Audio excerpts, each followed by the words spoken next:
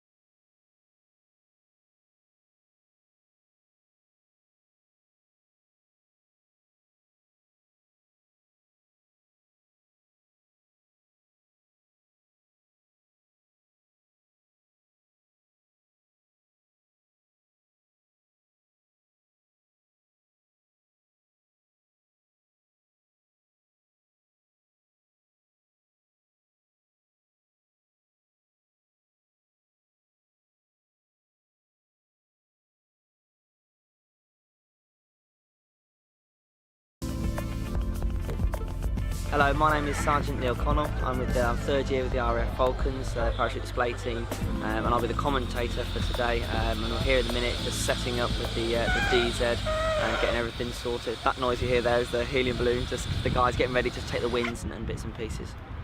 Now we need a minimum drop height of 2,000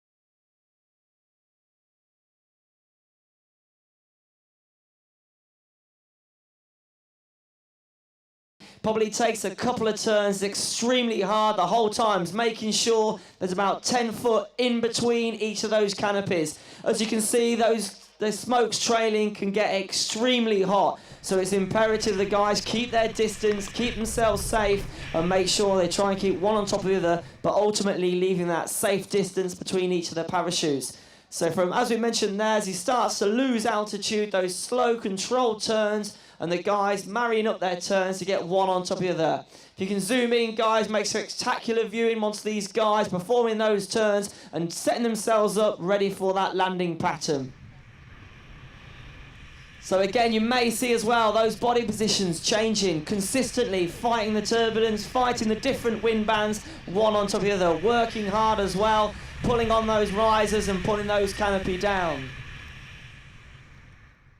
Good morning, everyone. I'm sorry if there was a bit of a interruption there on the connection.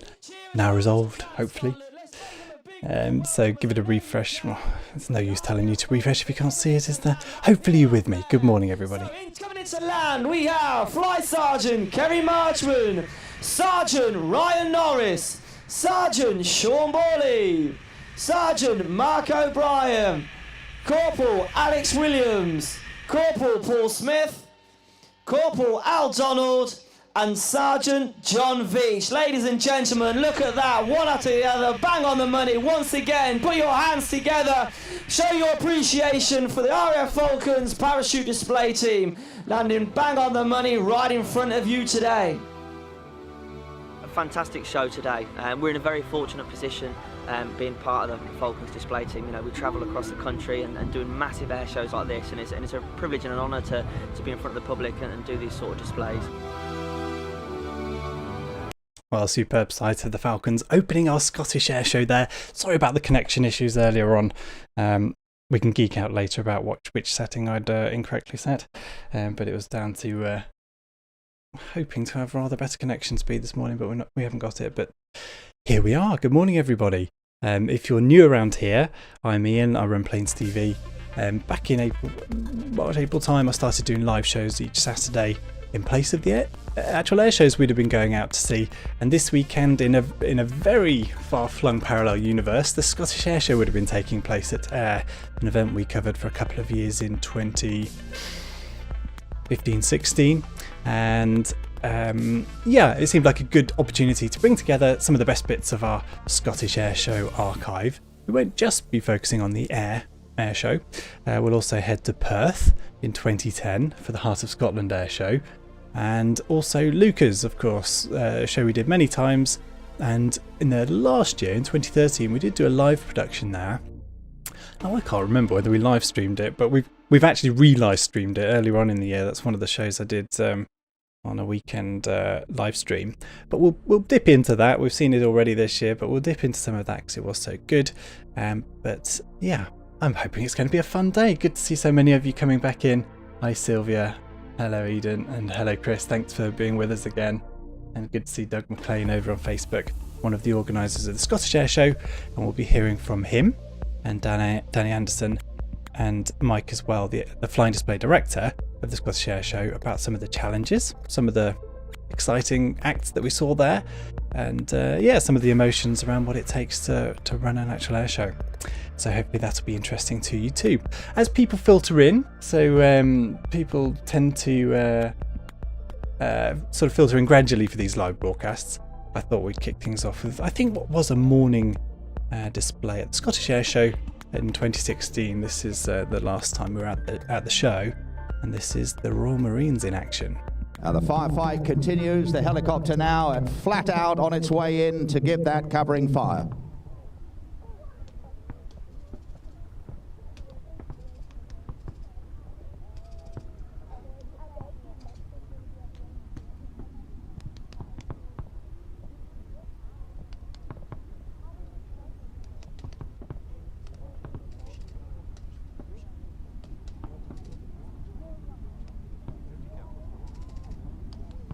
And the Merlin on board, ladies and gentlemen, has got some serious firepower, an M3M 50 cal, so that's going to cause some distress to the pirates on the ground, and it's almost here now. I can see them turning towards it to intercept, so they're going to get some incoming fire as well.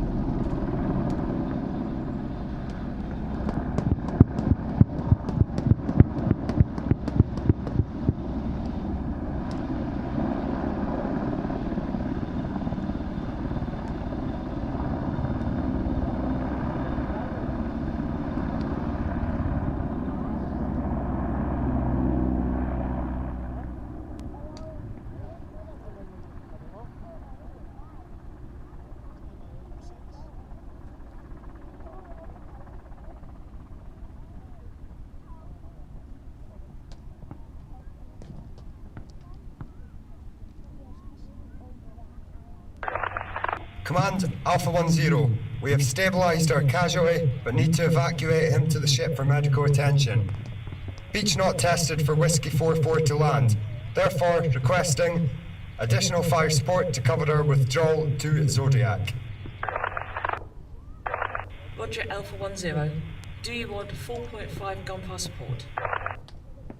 Roger. Moving to engage enemy on your call. Well, that 50 cal certainly messed up the enemy. The enemy vehicle now neutralised. The priority now to get the casualty back to the ship for urgent medical attention. They don't know if the beach surface is firm enough to support the weight of the helicopter, so rather than risk it, the Marines will carry their wounded colleague to the Zodiac inflatable for a fast extraction back to HMS Pembroke. But in order to do that, they need to keep the pirates' heads firmly down so they can cover the distance to the boats in relative safety. Now, the destroyer has a 4.5-inch gun, basically artillery from the sea. The large caliber shells, though, can travel over 12 miles to hit the target shore. The team commander has decided naval gunfire would fall too close to his own position, so he's requested the Merlin back in to fire a sustained burst again from that 50 cal at the pirates' position. Whiskey 44, we are ready to extract casualty to boats as soon as you provide additional suppressive fire. Roger. Commencing run now. Prepare to move.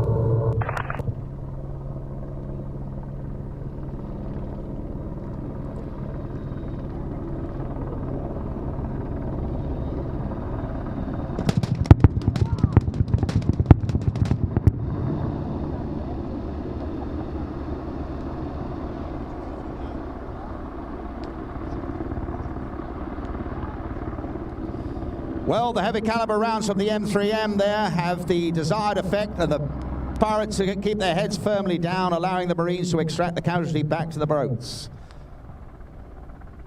The Marines' own fire support team ensure the pirates stay down behind cover.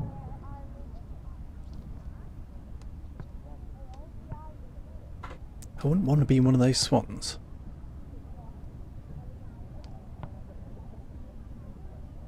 Good morning, everybody. If you're just joining us, this is a little excerpt from the 2016 Scottish International Airshow, starting our Scottish Airshow Flashback show. Hope you're enjoying it. Do say hello in the chat if you've just joined. It's nice to have a conversation with like-minded people, airshow fans from around the world. They're a friendly bunch, and yeah, do say hello. And make sure to give you a shout out.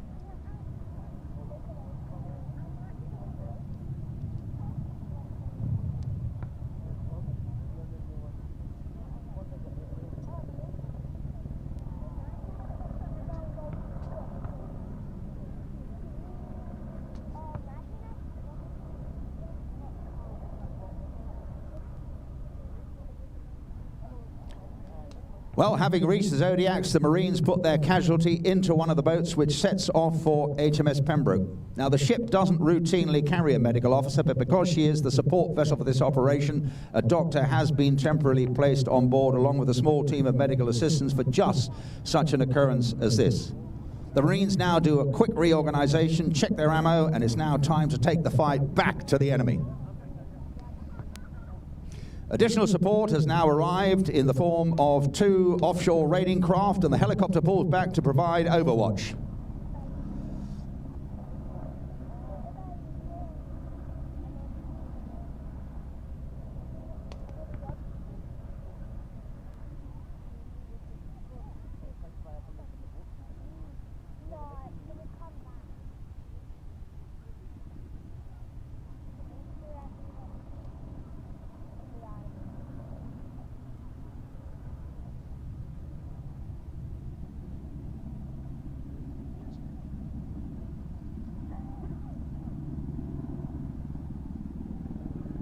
Well, good morning, everyone. Just joining us. This is an excerpt from the Scottish... the Marines now thinking on their feet, using the disabled enemy vehicle as cover as they move round to try and intercept at the compound and get this job finished. Rudely interrupted by Brendan there. Good morning, everybody. And Paul on YouTube. Hello to your father-in-law. The pirates withdraw under the just joined us. onslaught of heavy machine guns and seek refuge in the compound. Bill. The Marines are now on the front foot and prepared to assault the enemy position to finish this once and for all.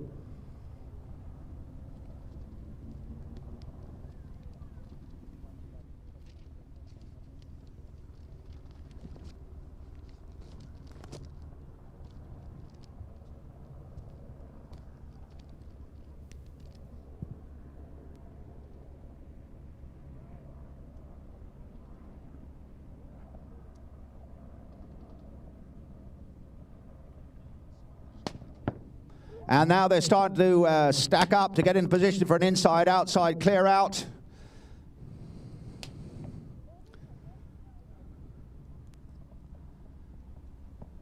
They're moving in now. The pirates have really messed up here. They know they've been taken.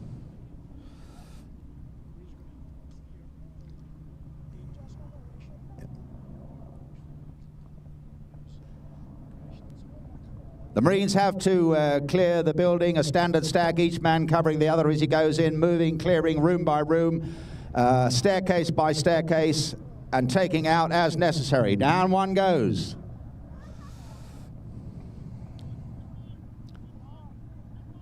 Calling for them to get down, surrender, drop their weapons face down on the ground.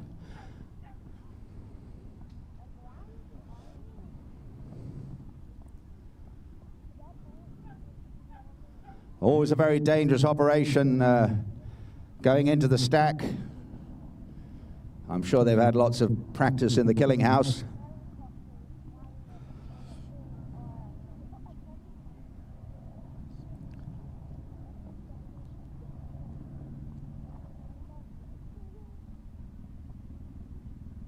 So the weapons being recovered from the pirates, and they're being contained.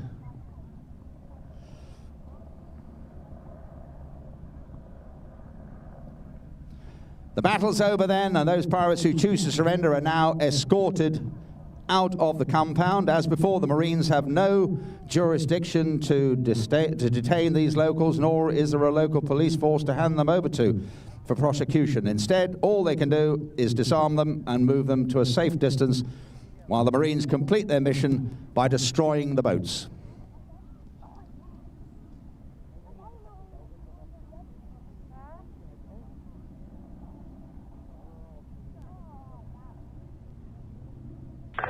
Command, this is Alpha 10. We have cleared the enemy position, threat neutralised, and a number of temporary detainees. Targets have been destroyed, locals being released, and we are withdrawing back to the boats. Acknowledged Alpha 10. Mission complete. Return to the ship.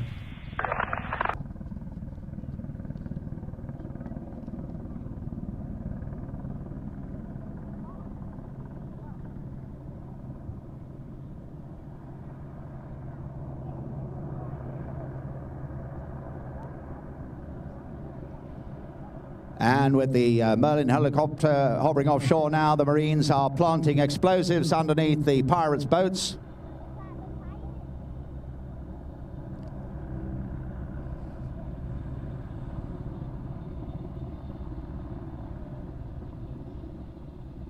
And you can see they're never off their guard. They're still covering those pirates. You never know. They could be carrying sidearms or something. Blowing up the boats. So they can't be used again for any kind of piracy.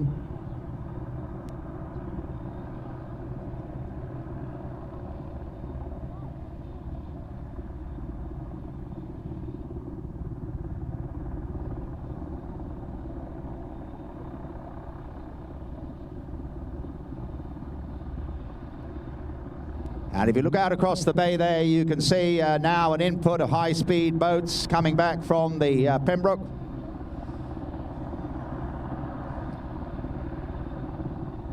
The Marines working back from the beachhead, still covering those insurgents.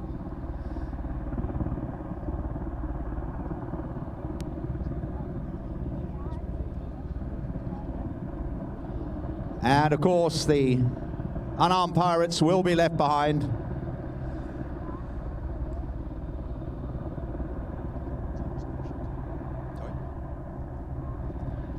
Yeah, and as ever again with the rules of engagement as well, there's no jurisdiction here for the Marines. All they can do is to search and destroy and retreat.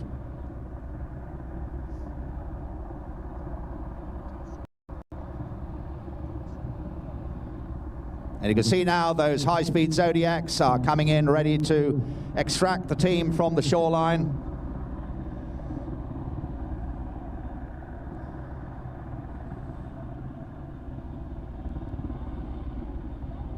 The helicopter still in the hover, giving that all-important fire cover.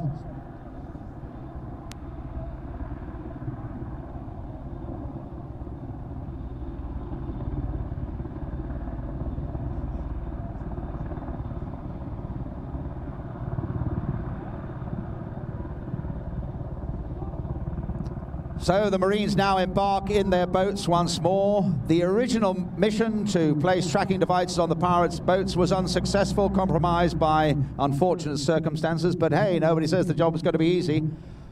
The pirates put up a fight and lost, their boats destroyed, although some will no doubt find replacements, so the task force will continue to try and combat their illegal activities on the high seas. It's just been another day for the Royal Navy and their elite sea soldiers, the Royal Marines.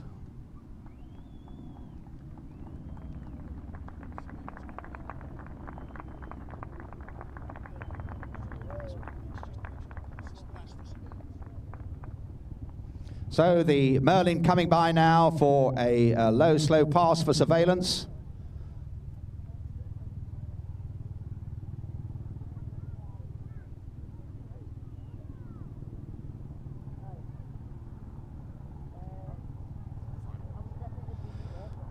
Well, ladies and gentlemen, there you are. Please once again show your appreciation to the men of 4-3 Commando, Fleet Protection Group, Royal Marines, and of course their enemy, the pirates, played on this occasion by the men of Alpha Company, the Scottish and Northern Irish Yeomanry.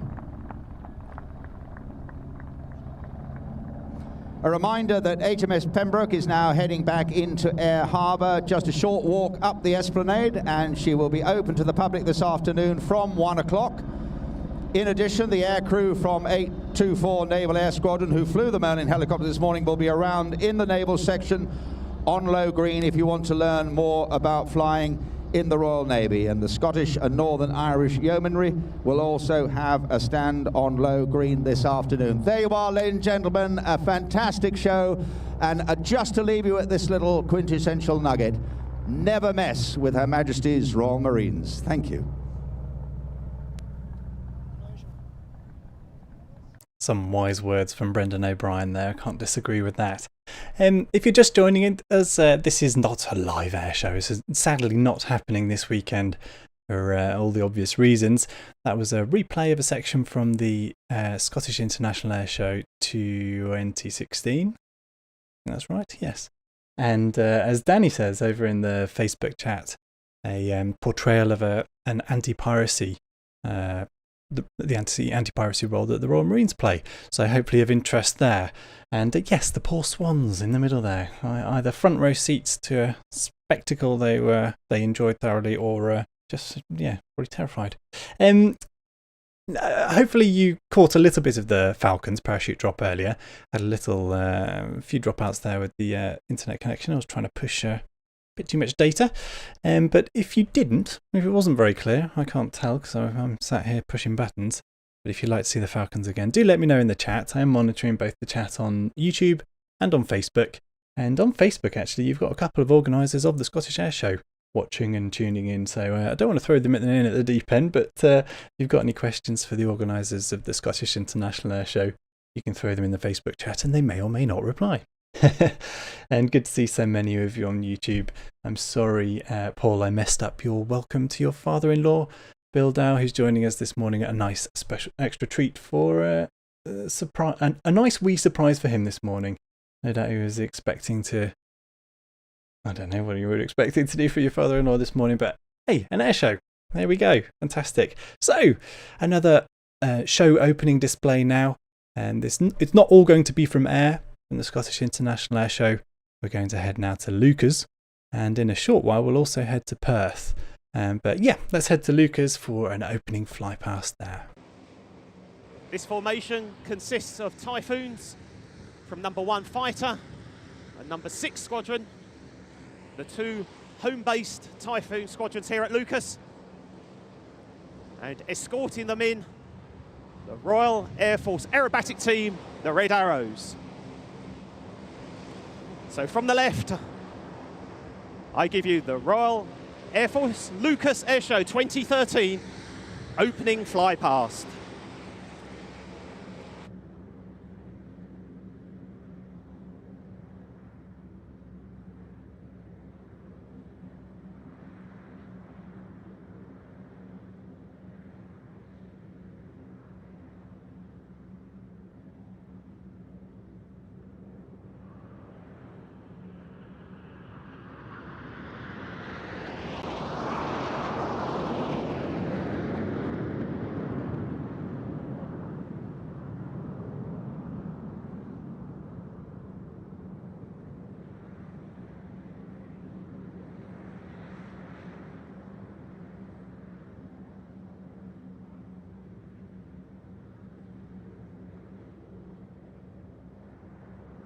And if it wasn't already obvious, I'm quite enjoying this, selecting the best bits of our Scottish Airshow archive.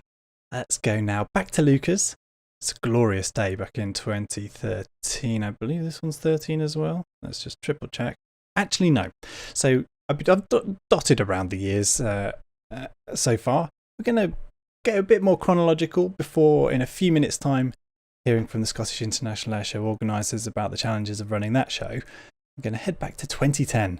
The Leuchars Airshow and our first international participant, if we exclude the Pirates earlier on, for the Royal Netherlands Air Force F-16 display at Leuchars in 2010. Sporting a superb colour scheme from the Royal Netherlands Air Force, the F-16, making the most of the afternoon sunshine.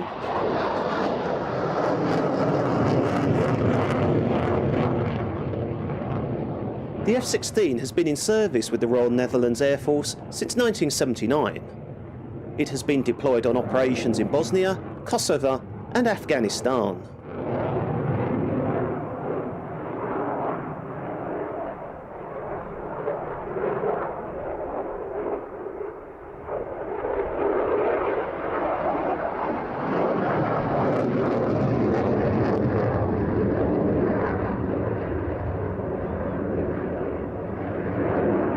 In addition to the smoke produced by the smoke winders on the wingtips, the display was also enhanced by the use of flares. These are used during combat to decoy incoming infrared air-to-air missiles.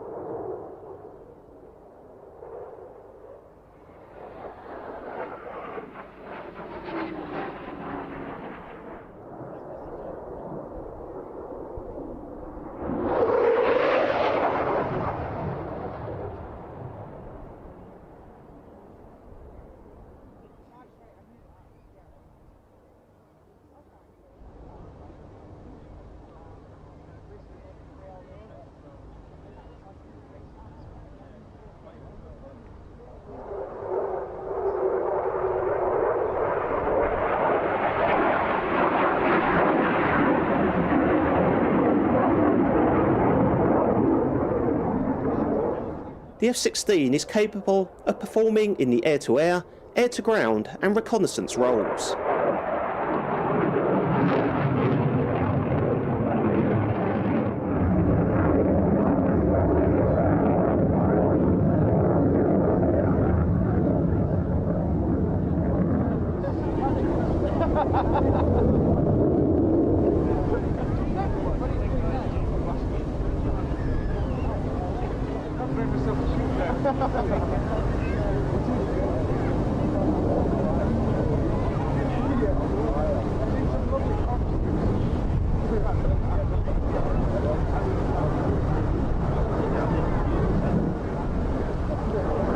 everything about the display was colourful, including the drag chute.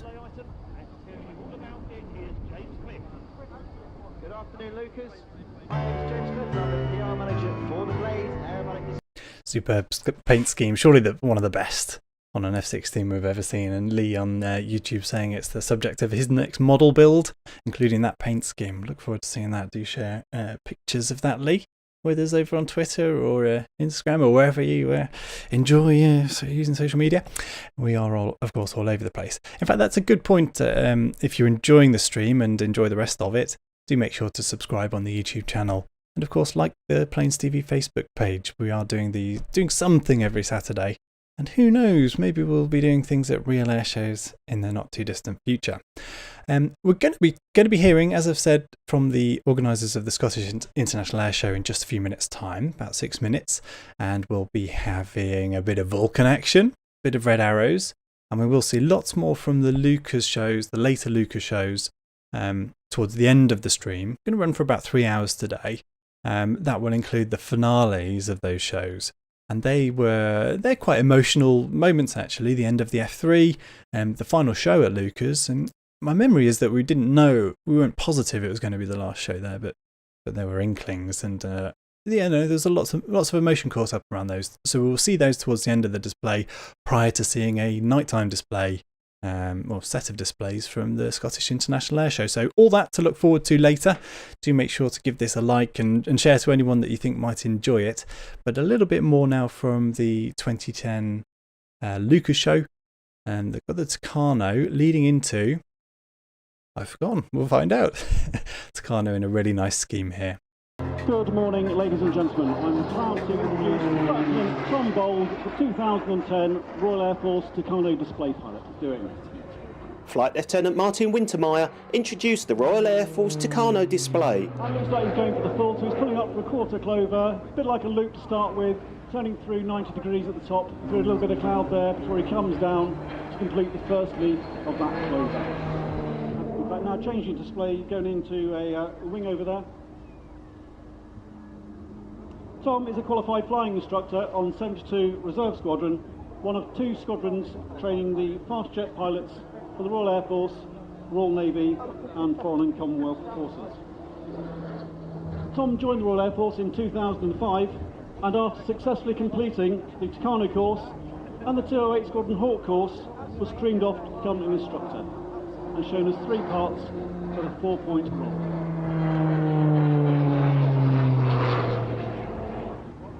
Flying these aerobatics is a very important discipline for military pilots and forms a large part of any military flying training syllabus.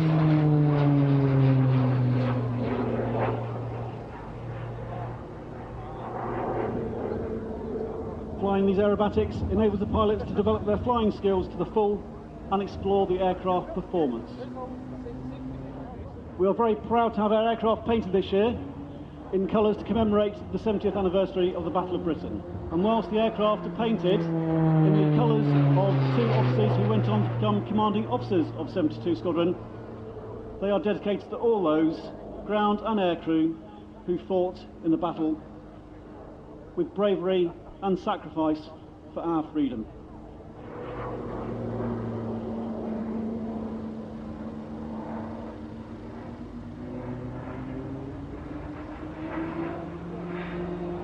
And as Tom runs past from the left at 100 feet at about 250 miles an hour, he'll use a stick and rudder to show you the top surface of the aircraft.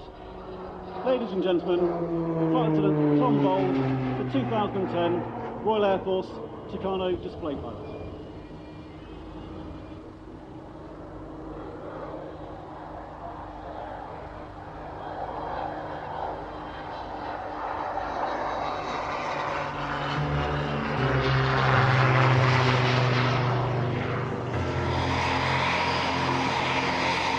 Three aircraft got airborne to perform a very special flypast. First the Spitfire,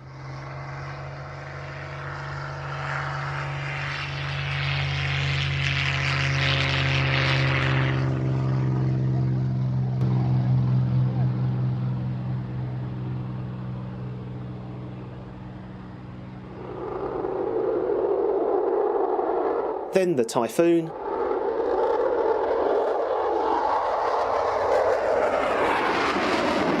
and finally the Tornado F3.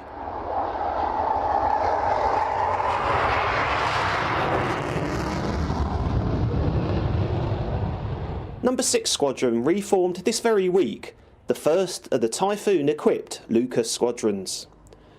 And so a parade was held during the show to commemorate this historic occasion, culminating in a unique flypast true to our theme, defending Britain's skies, past, present and future.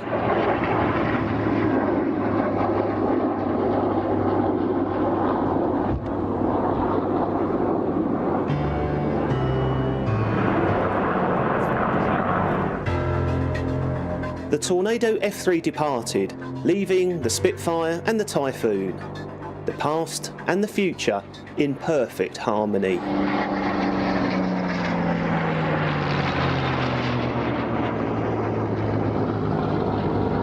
The Spitfire was probably the most iconic aircraft of the Second World War, and is the aircraft that is most associated with the Battle of Britain. In 1940, its job was to defend UK airspace, a role soon to be performed by Typhoons based here at Royal Air Force Leuchars.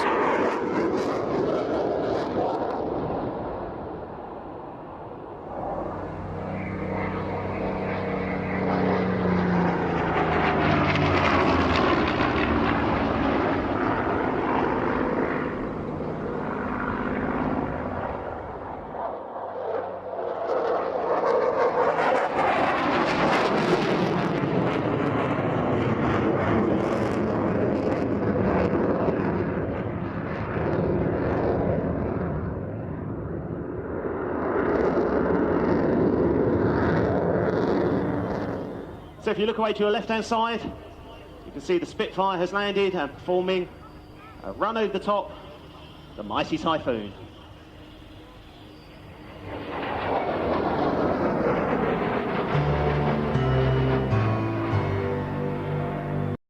Yes, that sight of the F3 there. Awesome aeroplane and much missed. And yeah, nice to relive those moments, that 3-ship.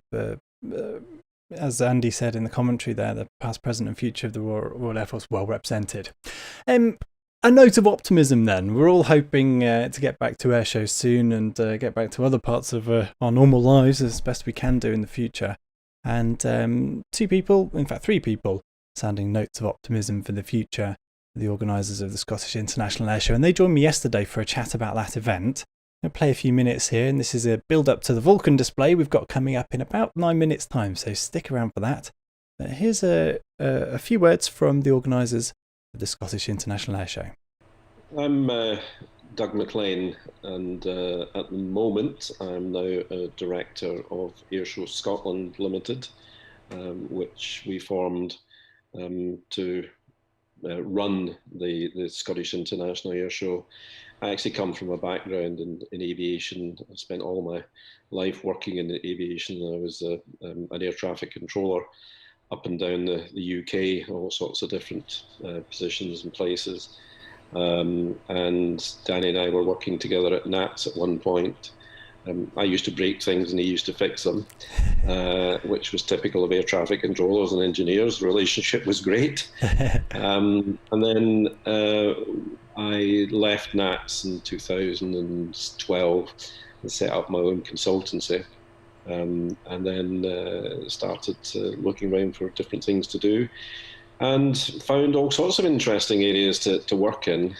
I did not think I would be involved in running an air show or events or anything like that until somebody got me involved.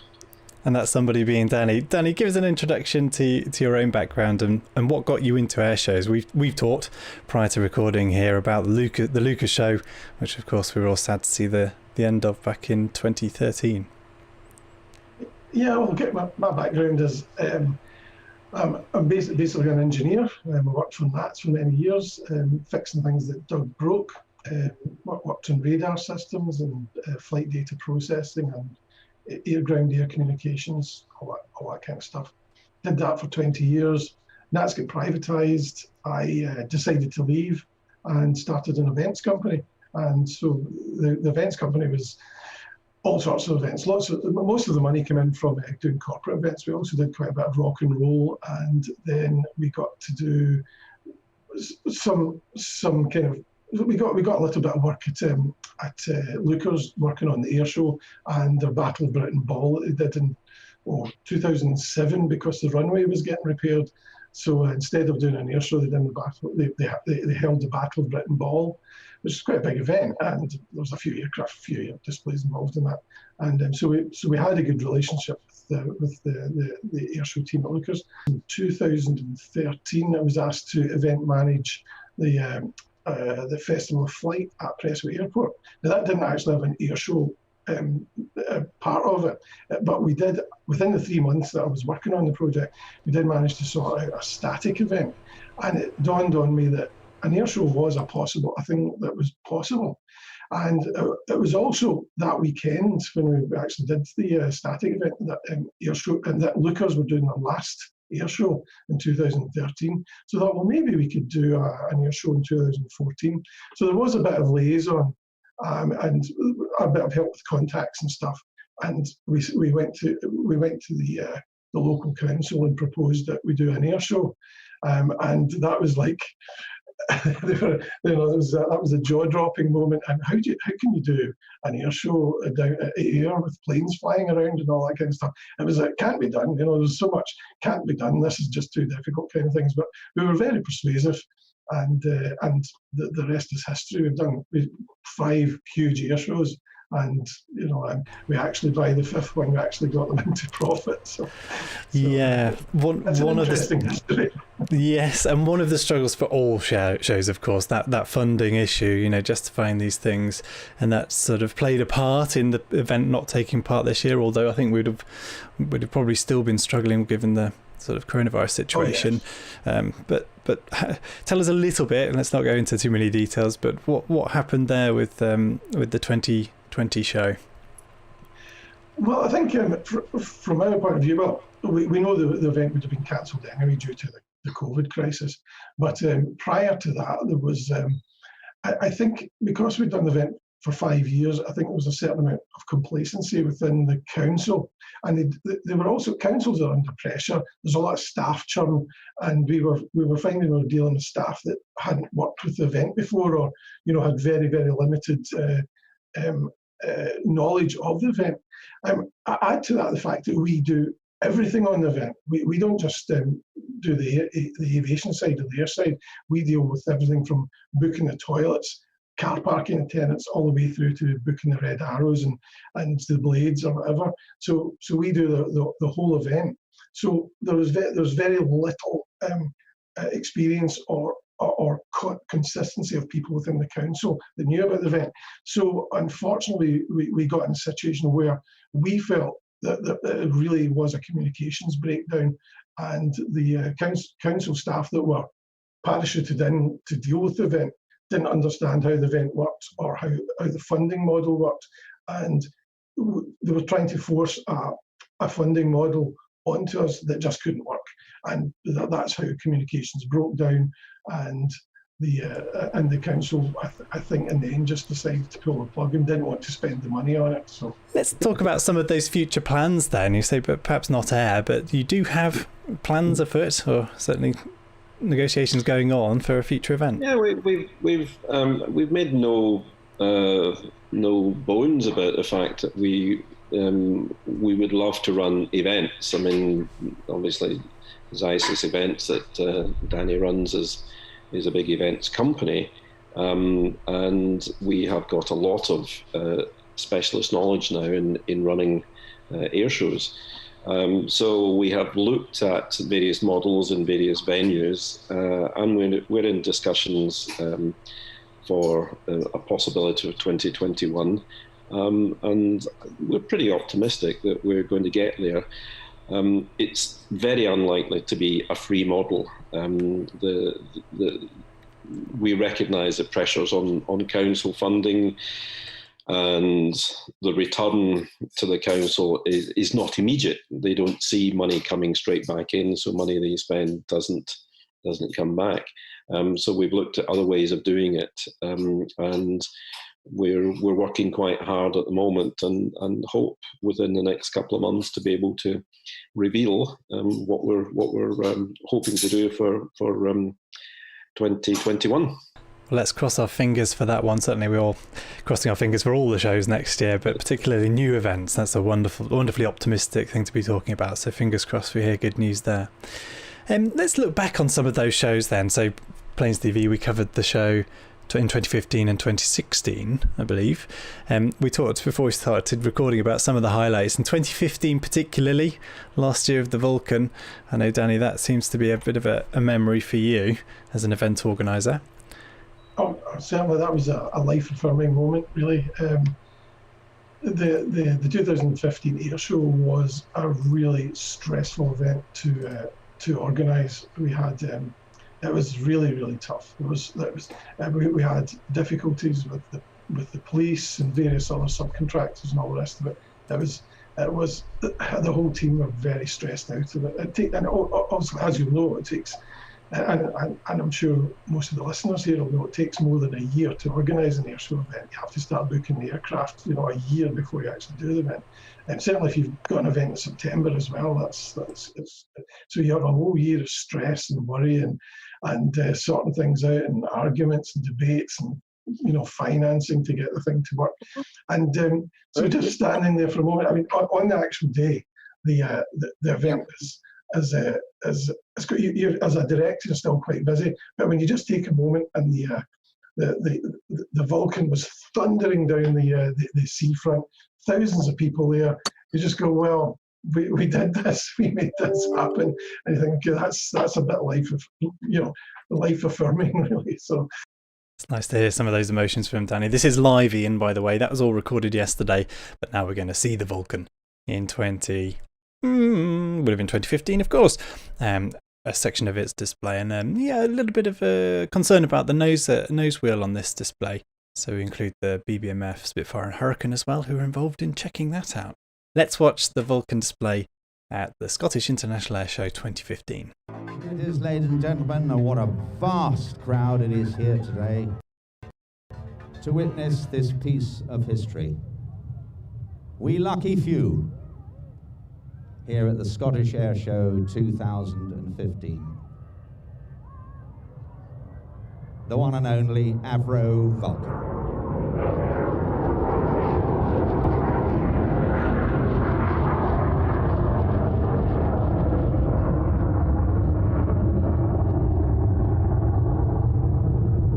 This aircraft has been maintained entirely by public donation, over £22 million, including a £2.5 million lottery funding over the past nearly 10 years.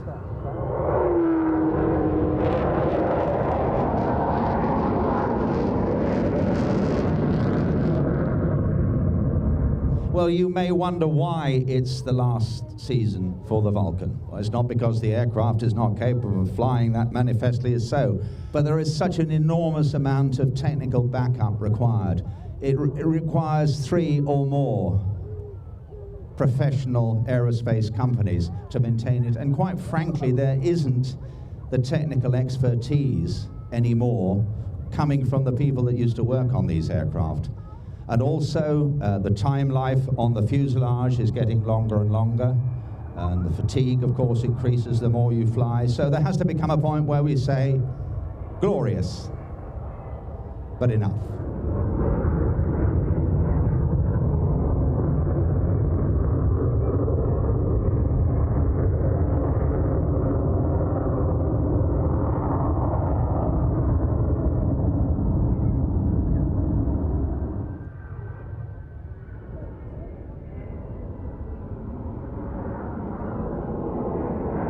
There, the bomb doors are open. A big gaping hole in the bottom of the aircraft just gives you an idea of just what amount of ordnance this aircraft could deliver when it had to.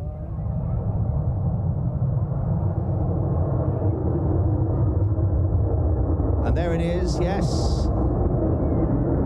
Absolutely 90 degrees, quite extraordinary.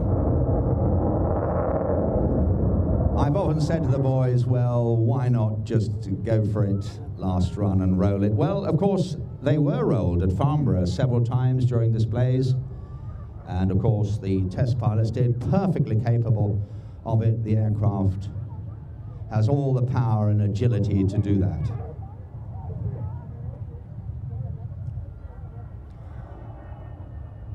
So, ladies and gentlemen, I can tell you there's just 1 minute to go. So this is your last chance now. Get the cameras out. Just look at that. Outstanding.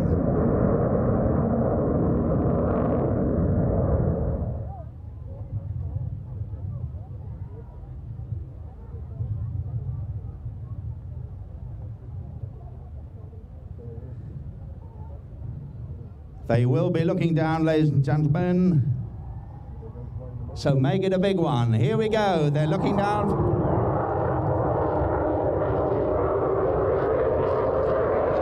Thanks, guys.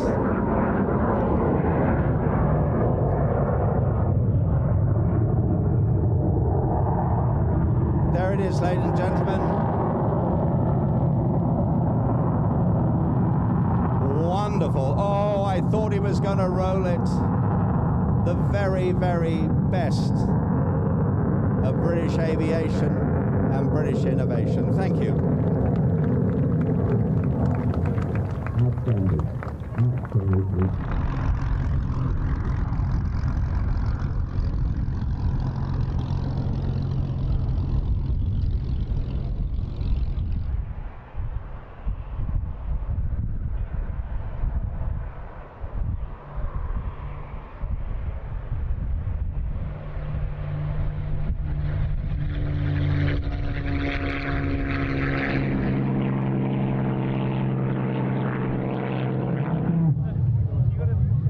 Built by Saab between 1955 and 1974. Nose wheel fails indicate a failure. As to what the final outcome of that is, we'll find out very soon. I hope.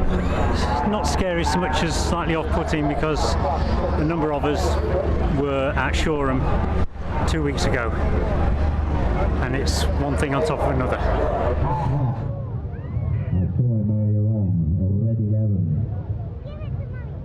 Is she all right? Yeah, I'm pleased to say that the aircraft is now back on the ground safely. There was a technical issue with the aircraft. Because of the safety features which were built into the aircraft when she was first built, if there are any emergencies, there's the capability of getting the undercarriage down without electric. So I'm pleased to say she's landed safely on the ground. Thank God for that. Thank you. Well, the scenario is the two will fly together in a formation. It gives you an opportunity to see the difference in their shapes, the absolutely unmistakable elliptical wing of the Spitfire. This is a Mark 16, the last of the Merlin-powered Spitfires, against the rather straighter wing, the straight leading edge. And you see the clipped wing of the Mark 16 there. The Spitfire was produced in greater numbers than any other British combat aircraft before or since the war. 20,400 Spitfires. So they've broken off and coming in to do their reprise. First of all, the Spitfire there now coming around on his run. And it's not just the sights, but the sounds as well of the yesteryear, the sigh of the Merlin. Flown by Duncan Mason, who's the OC, the officer commanding the Battle of Britain Memorial Flight. And of course, this year is the 75th anniversary of the Battle of Britain. And I know out there, you will get fewer every year, yes, but I know out there there's some of you veterans. And so these sights and sounds are especially for you and a tribute to you. The Spitfire fought in every operational theatre of the war and remained in RAF frontline service right up to 1954.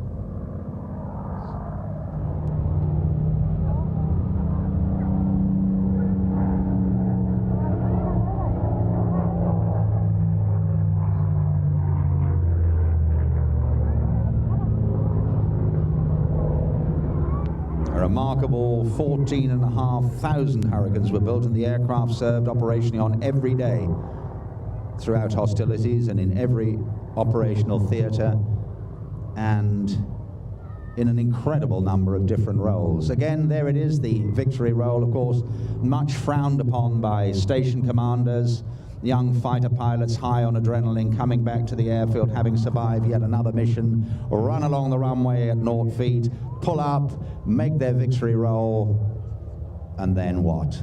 Because they didn't know how much battle damage they had, half the aeroplane could have been shot away. That's why the station commanders, not being nasty, would come down so heavily on fighter pilots doing the victory roll.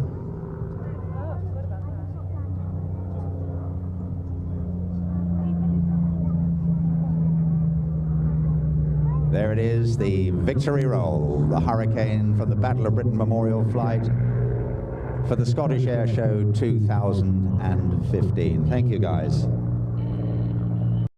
Gorgeous sight and sound of both the Vulcan and the Spitfire and Hurricane of the BBMF, as Brendan says. And Michael over on YouTube saying he's looking at buying another DVD from us. They're all, of course, available at planestv.com. Michael, little secret, I don't know if you get our email newsletters, but this weekend only, to mark the fact that it's the Scottish Airshow weekend, or would have been, I'm running a 20% discount. So use the offer code SCOT20, that's all caps, SCOT20, at planestv.com, and you'll get 20% off. I'll try and put that in the chat or something in a moment, but there's DVDs and Blu-rays, all of them available 20% off this weekend only, using the offer code SCOT20. And of course, all of this material is available on our PTV On Demand service. That's at watch.planestv.com. So if you fancy reliving some of these full shows, they're all available on that service, and there's a free trial available there too, so go and check it out. I hope you're enjoying the show. Do make sure to give it a thumbs up on YouTube, a like on Facebook, and share to anyone that you think might enjoy it. We're about to see Doug's favourite pick of the flying from the Scottish International Airshow. Let's hear what that was. One of the huge, amazing moments for me, amongst many over the years, was 2017. Yes, 2017 it was. Squadron leader, as he was then, David Montenegro, leading as Red 1, leading the Red Arrows for another wonderful display off the coast at Ayr. And standing in our VIP area were David's mum and dad that we had managed to invite. And I stood behind them as they watched their son do his last display in Scotland, because that was David's final year. He's obviously gone on to become wing commander now and run the whole organisation. But that was David's last year as Red 1. And to stand and watch his mum and dad watch him, just for me was a phenomenal personal involvement with people that, you know, as a working professional all through my years in aviation, I never thought I would be in that sort of position. But, you know, getting to know some of the people who deliver air shows like that and lead teams like the Red Arrows has just been an amazing and wonderful privilege. Now, we didn't actually cover that show, but a show we did do was the 2016 event over at Air, and we did a full live mix there, full live broadcast, in fact. I thought it'd be nice. It's my air show. If we're going to see a full air display from anyone, let it be the Red Arrows. Here's their full display from the Scottish International Airshow in 2016. Who's going to see them first? Ladies and gentlemen, Scottish Airshow. It's the Royal Air Force Aerobatic Team. Here they come, the headlights are on, the smoke comes on. Let's have a big cheer for the Red Arrows. This is actually the 2015 show. Enjoy.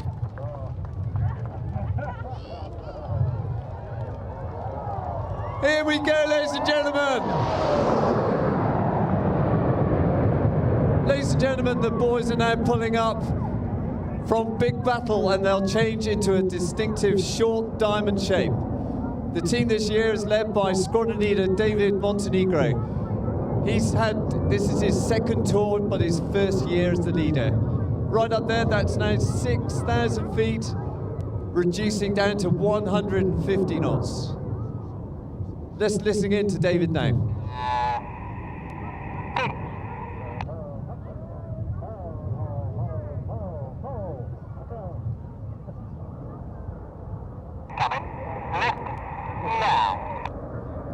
You will have noticed that every time the boss talks, that's when the pilots put in their input into the stick to come left into that distinctive diamond shape.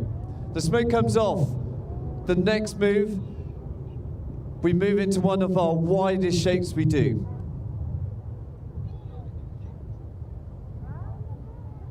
Ladies and gentlemen, cameras at the ready. This is Phoenix. This is about 200 feet across from wingtip to wingtip.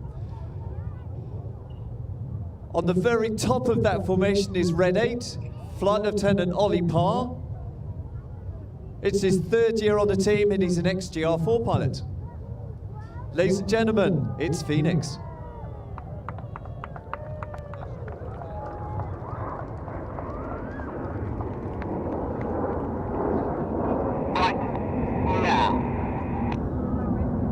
And on the outside of that formation, Red 9 is having to use a lot of control input there to remain in close formation next to number 5.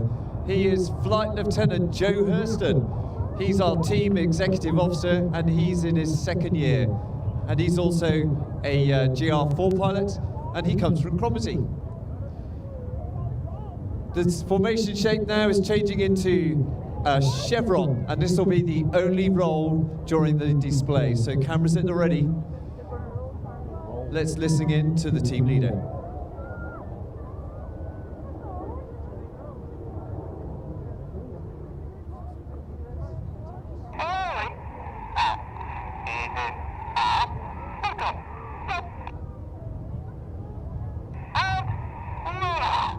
Ladies and gentlemen, it's the chevron roll.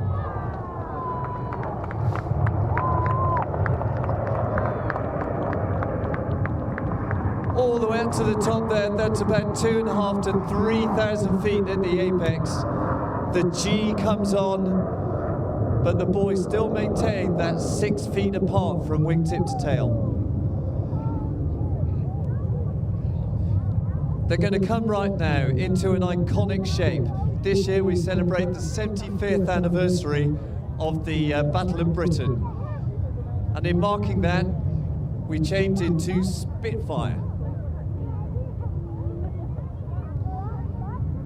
And as we remember the few in the Battle of Britain, we also remember the many who supported those pilots to secure our skies. And we apply the same principle today. Ladies and gentlemen, cameras at the ready. It's Spitfire.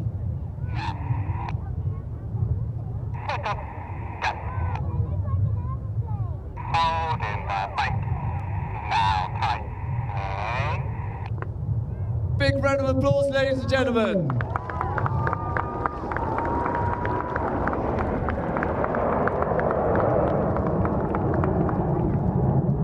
And now each year, the keener amongst you notice that each year we do our distinctive diamond shape. This is our signature shape.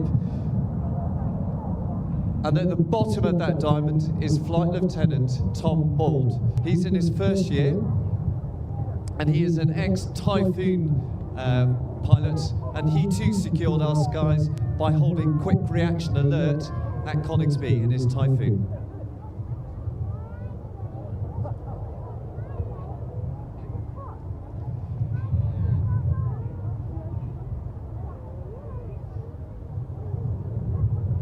So ladies and gentlemen, as they come round front, the smoke will come on. This is Diamond.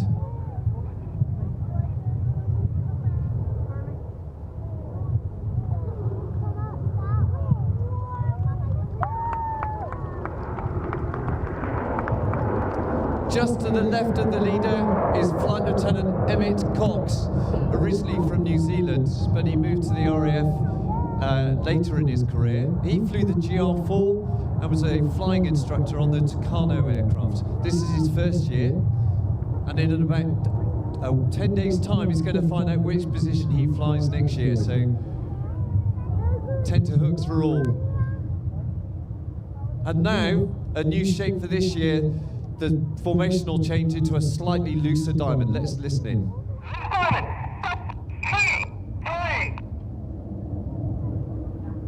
You'll see, ladies and gentlemen, that diamond is now growing. They're going to roll out down the line for a new shape called whirlwind. Each aircraft will do a synchronized roll down the line. Let's listen in.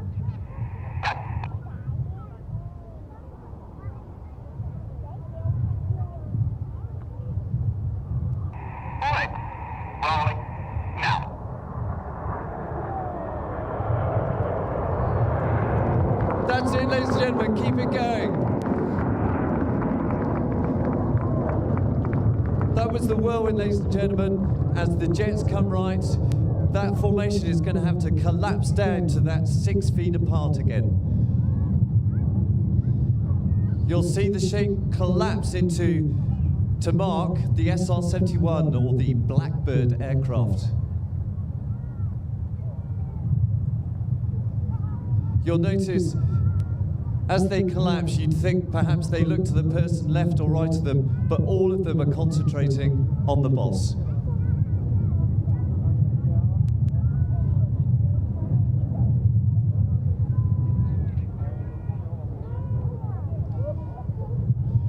This is a great camera moment coming up, folks. The boys will roll out into Blackbird and they're going to pull up with a formation change in the vertical.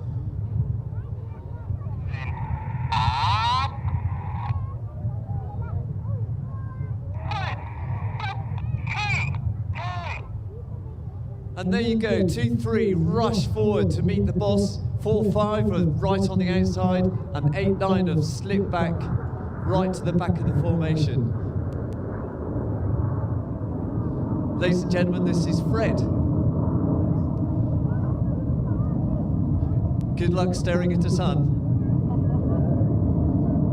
The aircraft are now accelerating, and this will be a turn at 4G. This is one of the hardest turns the guys will do during the display. Ladies and gentlemen, it's Fred.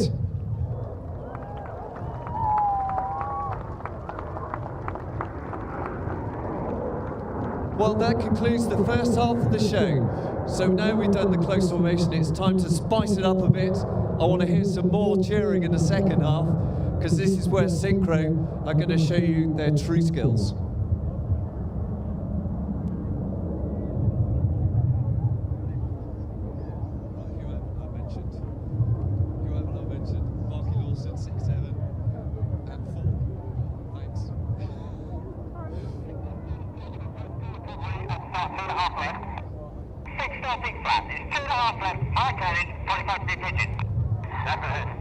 Okay, you'll notice the guys are constantly talking to each other, assessing the wind conditions and also the any cloud that might be here. Obviously not today.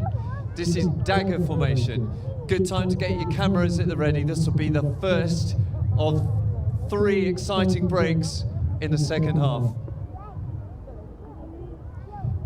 The formation will split into Enid and Jippo formation. Enid consists of a famous 5. And Jippo formation are led by Red 6. They'll be slightly underneath as they roll out. Cameras at the ready. Smoke comes on. Let's listen in to the team leader.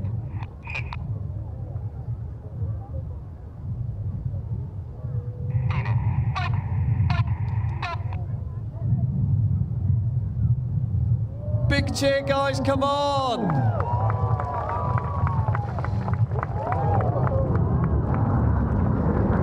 The start of the second half, ladies and gentlemen. Red 6 and 7, you've got 6 to your left, smoking white, and Red 8 is going to join on him. To your left, you'll see Red 7 pulling up now with smoke, and Red 9 is trying to join on him. Red 7 to your left is Flight Lieutenant Steve Morris. It's his 3rd year on the team, and he is the Synchro Deputy. He's an ex-GR9 pilot, and GR4 and has done operational service in Afghanistan. And as they descend down, look left and right. They'll go to 100 feet above the sea, and they're going to miss each other by 100 feet. Let's listen in.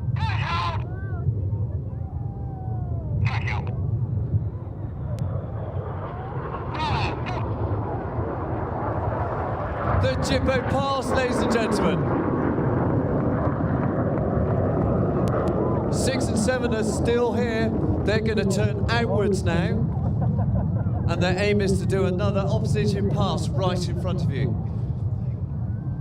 At this point, they're pulling 5 to 6 times the force of gravity. They're having to work really hard to maneuver that aircraft. Number 7's job is to avoid 6, and he does a very good job. Ladies and gentlemen, the Cyclone. Okay. Look to your left. You'll see Red 9, Flight Lieutenant Joe Hurston coming very soon. There he is. Now look slightly to your right. You'll see Enid inbound in an inverted V. This is called the Goose. Good camera shot.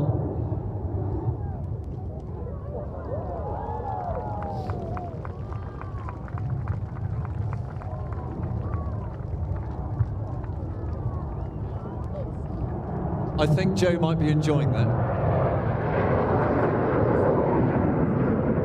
And ladies, this is for you. On a day like this, we've done this very few times this year because of the weather. Synchro, straight ahead, you'll see the headlights in front of the boy. This is going to be the heart. And I'm going to dedicate this to Mark Lawson's mum. Mrs. Lawson, if you're here, this is for you.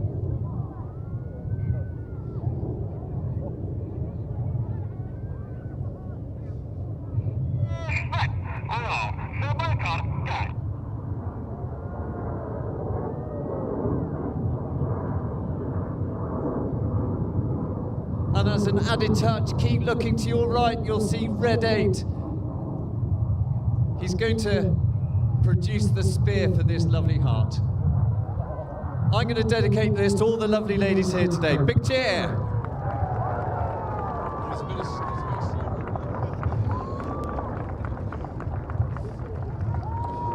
It's not over there. Red 6 and 7 now are going to turn it back for their next manoeuvre.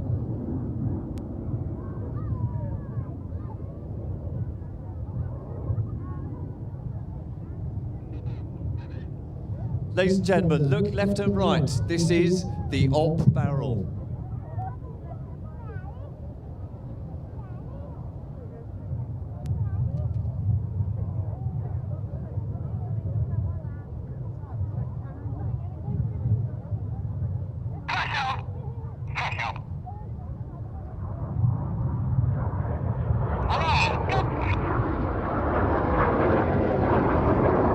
Ladies and gentlemen, thank you. There's more to come. Just look slightly left now by the aerials on the hill. You'll see Reds 1 to 5 and 8 and 9. That's Red 8 just joining now. And they're going to pull up for the vertical break. This is a great camera shot coming up. The team leader's now pulling up to 6,500 feet. And then he'll twist ever so slightly to the right, ready for a break in the vertical.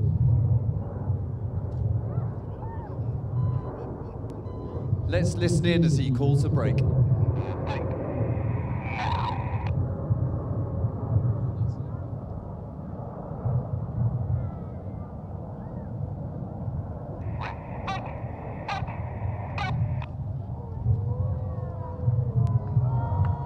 Ladies and gentlemen, how was that?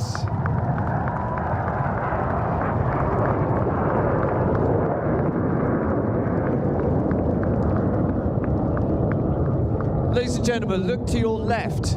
You'll see Red 6 inbound, smoking white, and then look slightly to your right. You'll see Red 7 coming in right now.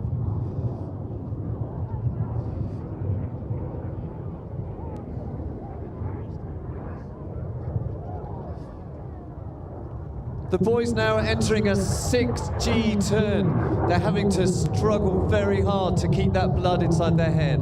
Red 7 is craning his neck to see Red 6, and each of these passes, they're missing each other by about 30 meters.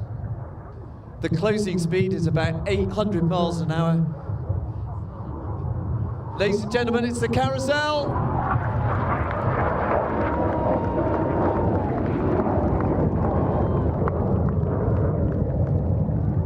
Look slightly to your right now, you'll see the white smoke. That's Red 1, 2, 3 and 5 will form a box shape.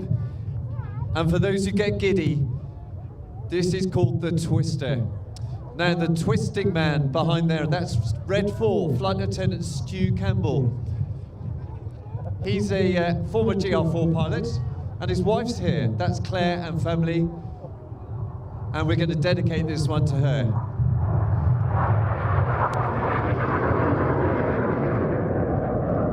Ladies and gentlemen, that was the twister.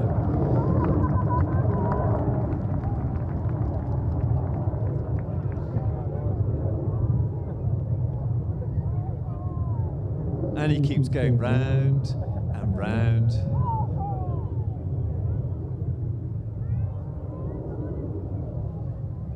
We're going to give him a break now. He's going to roll out. If you look slightly to your left, here comes Jipper again to entertain you. The smoke comes on. The difference with the red arrows is if we're going to do a roll, why wouldn't the leader have tried to do it upside down? Let's listen in to Red 6. Rolling in.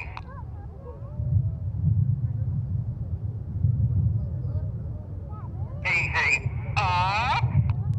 Red 6 is now pushing up, and he's upside down with everyone else the right way up.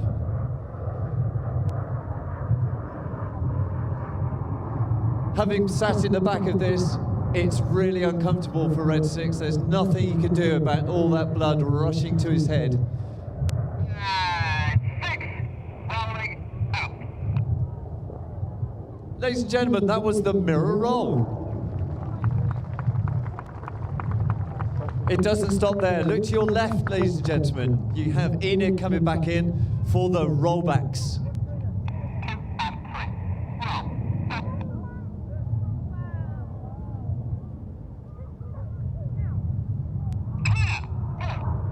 Each pilot is calling clear and go. That the go signifies the next pilot should move.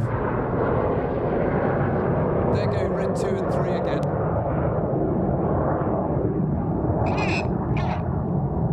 Ladies and gentlemen, the rollbacks.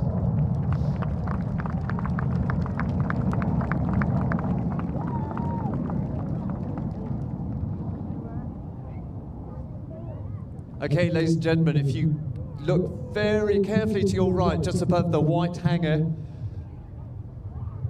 you'll see Jippo coming back in. This is one of my favourite manoeuvres. It's called the corkscrew. 6 and 7 are flying inverted in close formation, and Reds 8 and 9 are going to roll around the smoke, as you can see. Ladies and gentlemen, the corkscrew.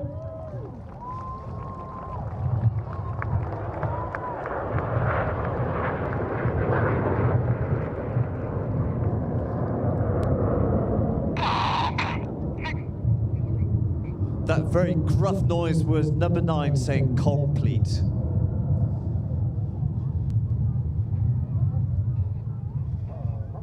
Look to your right, ladies and gentlemen. You might be able to see the headlights of Enid again.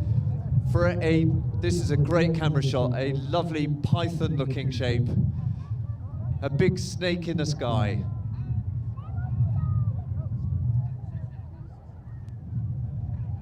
Ladies and gentlemen, they're flying in leader's benefit, because 4-5 has edged slightly forward so they can see the boss. To give you an idea, Red 4 and 5, their wingtips are about 6 feet from Red 2 and 3. Ladies and gentlemen, the Python.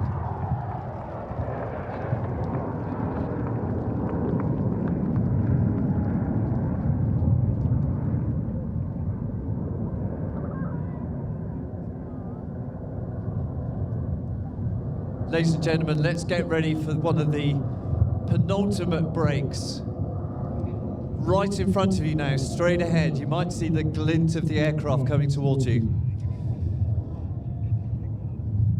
The 4 aircraft now, 6, 7, 8 and 9. You'll see 8 and 9 do 2 rolls around synchro. Let's listen into the break.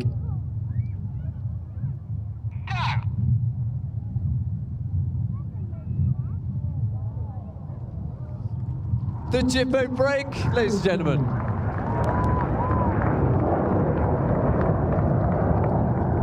And I'm sorry to say this is going to be the last manoeuvre by synchro as they pull up to 45 degrees. It's about 2,000 feet. And this is where number 7 is craning his neck now to see number 6. Number 7 is the one slightly to your left. And this will be the last synchro manoeuvre. It's the double rolls. Cameras at the ready.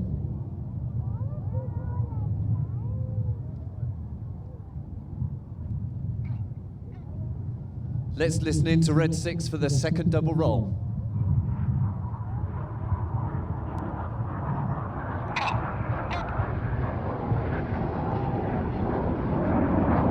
Ladies and gentlemen, let's have a big hand for synchro.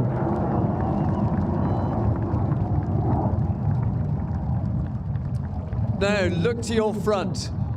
You've got 8 and 9 who are accelerating as fast as they dare towards the rest of the formation to join up for the final break. This is a great camera moment with the beautiful backdrop there.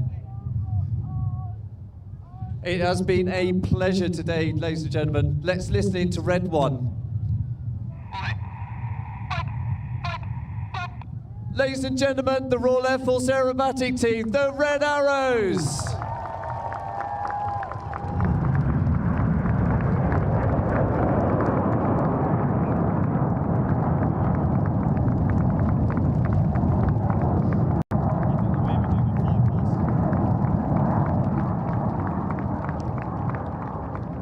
Superb to see that huge crowd there, and as Chris says on YouTube, the positivity, the reaction, the crowd, the clapping, the cheering, all the rest of it, a real sense of how much that crowd of we're up to 100,000 people were enjoying that display. And it might sound strange to even draw attention to it, but that's not always the case that you get that kind of reaction from a crowd to the Red Arrow. So a measure of the value that audience place on that display and how much they were enjoying it. So wonderful to hear. And of course, microphones sat in the crowd helps hearing it too. But yeah, I always found that crowds in the northern part of the country seem to enjoy these things or react to them in a more positive way than elsewhere. Strange thing, but that's the reality of it. And that's something we kind of touched on with Danny, one of the organisers of the Scottish International Airshow that we're viewing at the moment. We will get back to a bit of Leuchars action, and very shortly we'll see a bit of Perth action from 2010 as well. But we did have a brief chat about the value of airshows in inspiring people into STEM subjects. Here's a chat with Danny on that. So something that's been really important to all of us really is and we've been using this as a strapline and a hashtag is airshows inspire. And the thing we find about airshows is, and the people that come to it, there's a lot of young people, and they go around the STEM areas and the military areas, and they look at the technology stuff, and of course they look at the aircraft, and they like to get up close to the aircraft, the statics and things. And airshows do inspire people to think about jobs and technology, not just in aviation, being a pilot, being air crew, or being a technician in an aircraft. It's all about science, technology, engineering, mathematics. These are the things that make aircraft fly, but they're important to so many more industries. And that is the thing about airshows. Airshows are the biggest STEM events in the UK, and the Scottish International Airshow is the biggest STEM event in Scotland. and that shows in the people that attend it. And I just wish more politicians, local politicians and national politicians, would actually think about, you know, the value air shows have for the aviation industry, but also the technology industry as a whole for this country. I think that's a hugely powerful point and a really important one to make. Certainly we hear increasingly, importantly, the sort of arguments for sustainability and how that contrasts perhaps with air shows. But my point of view is always the opposite. You know, we're encouraging people to enter into those kinds of areas, science, technology, engineering, and those are the problem solvers of the future, aren't they? And the role that air shows can play there is an important one. Totally agree with that. Another aspect of it is, right, okay, air shows can be quite politically. People can think about, oh, here, look at all that aviation fuel you're burning. But the aviation industry is going electric. Electric aircraft are coming. And one of my personal kind of challenges was I wanted to see an electric aircraft coming to the Scottish International Airshow at some point. I saw one at Farnborough, the Airbus demonstrator, and it was incredible. It was really good. It was a fantastic aircraft.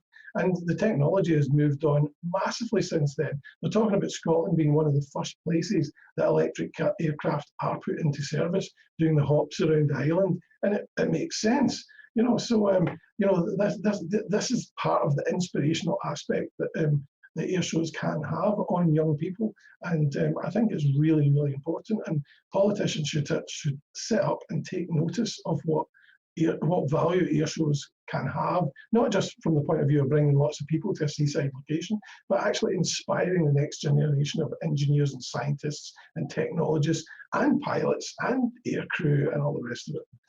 I think we're in agreement, Danny, and we hope more people can make. I wish more people would make that point. Economic benefits, yes, but inspirational benefits, absolutely. Another member of the Scottish International Airshow team, Mike, the flying display director, I also managed to catch up with him midway on his journey to holiday yesterday. So thank you, Mike, for making the time yesterday. There's a little bit from Mike on his involvement, his role, and what it's like working on the Scottish International Airshow. Ex-RAF, so I've travelled. I've actually done a posting to Leuchars back in the 70s, but I'm retired from the Air Force as a wing commander in 97, flew the Domini at Cranwell for a year as a civil servant, and then I joined the Civil Aviation Authority as the Inspector of Air Displays, a role that latterly Dave Evans has had. He took over from me, and Matthew Hill is another one, and now the current team, of course, have got involved. And then I was commuting from my home in Cambridgeshire to Gatwick, which was I enjoyed my time at Gatwick, despite what the others say. It's a good place to work. And then the RAF were recruiting full-time reserve flying instructors on the newly reopened RAF Whitton site there. So it was a cycle to work instead of a 2.5-hour commute and living in digs during the week. So it was a bit of a no-brainer. It's a shame to lose the work with CAA. So I read as a full-time reserve, but with my CAA experience, I started doing air shows. I think my first one was at Woodchurch for Rob Davis, and that the word gets around quite quickly, as you appreciate. And I started doing other shows, did some locally to Cambridgeshire, and then started picking up the big seaside shows. So we sort of had a monopoly of the West Coast for a period where I did Plymouth, coming up around the coast, Western-super-Mare, Rill, Whitehaven, and finally Ayr. So I know the left-hand side of the country quite well. Fantastic. And how do you find it then? How are these guys to work with? And I love Ayr as a venue. I'm sure it has its challenges from a flight safety point of view and things, but all venues do, don't they? It's almost the optimum airfield not airfield, but the optimum place to run an air display. Prestwick Airport on your just literally behind the venue, so you've got a bolt hole if there's a problem with the aircraft. So that's reassuring for the flying display director. The cooperation from Prestwick Airport, particularly in the early days, was phenomenal. I've never seen anything like it. They were brilliant. They even bring a controller down to the bus on the seafront, and they've been excellent. The venue itself is good. It's got good communications, a beautiful view of Ailsa Craig. It's a good straight display line. It really is a pleasure to work there. And apart from that, the guys that Danny and Doug and his team are always very, very helpful. It's a big show, and for me, it's relatively easy to work. And particularly Doug and Danny work extremely hard on getting the international aspect, and we've had some fantastic stuff. Carmen, it is a class act. But from the FDD point of view, what is relatively easy for me is that Danny and Doug do the bookings and they theme it, and they get the people to fill in. All I've got to do is just to kick it into shape and make sure it's safely flown, which is relatively easy. Well, that's nice, isn't it? That separation of duties, and the guys obviously take great pride, as they should. As you say, having generated lots of interest from international participants as well. It's good to see that spread of duties around the organisation. It seems to work really well. I suppose you're in the same boat as me in encouraging the guys to come up with something new for next year. Cross our fingers, do we? I think so. They've been successful so far. I mean, it's clearly a question of sponsorship, and it really decrees what level your flying display is at.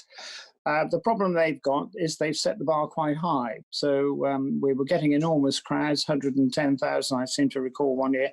And you've got to satisfy their appetite. And I think that's where we're going to have to really see how the industry emerges from 2020, see what's left, and get the best of that to a theme, and see if we can, get the show back to the same level as it was. It deserves to be. It does indeed. And one of those foreign participants, we're going to dip into 2015 now, was the Saab Draken of the Swedish Air Force Historical Squadron. Someone correct me in the chat. So here we are, coming around the corner, ladies and gentlemen, the Saab 35 Draken, flown by Captain Lars Martinsson.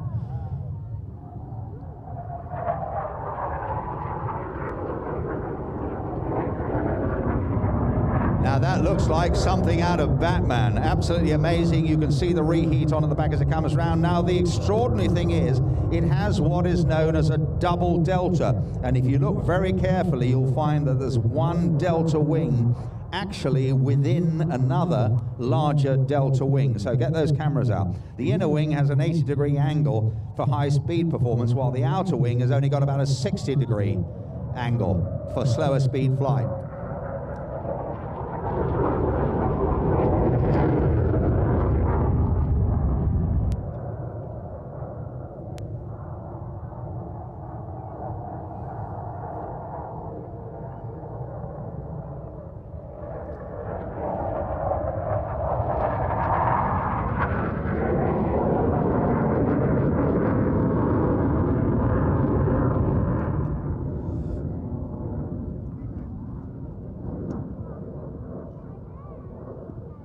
Well, it's got a maximum speed, I can tell you, of Mach 2.2. That's 2.2 times the speed of sound.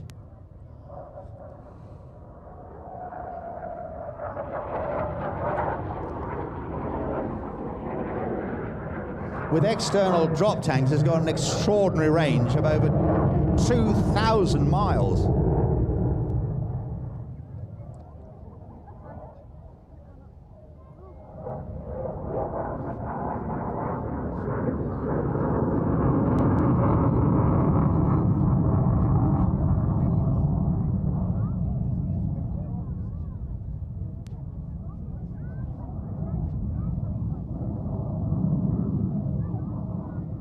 A dart. I think that's that's the closest I can get to it, a dart. Extraordinary piece of kit. As I say, that weird double delta wing, one inside the other. If you've got any bins, if you have a look, you'll actually see it. But you may be able to see it afterwards when you take a good look at your photographs.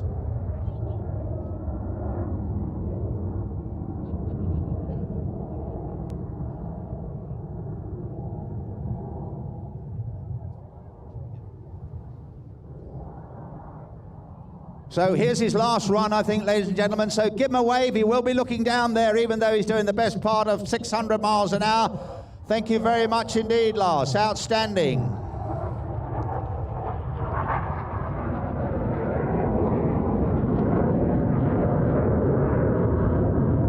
Give it some welly, or as they say in Sweden, you live again.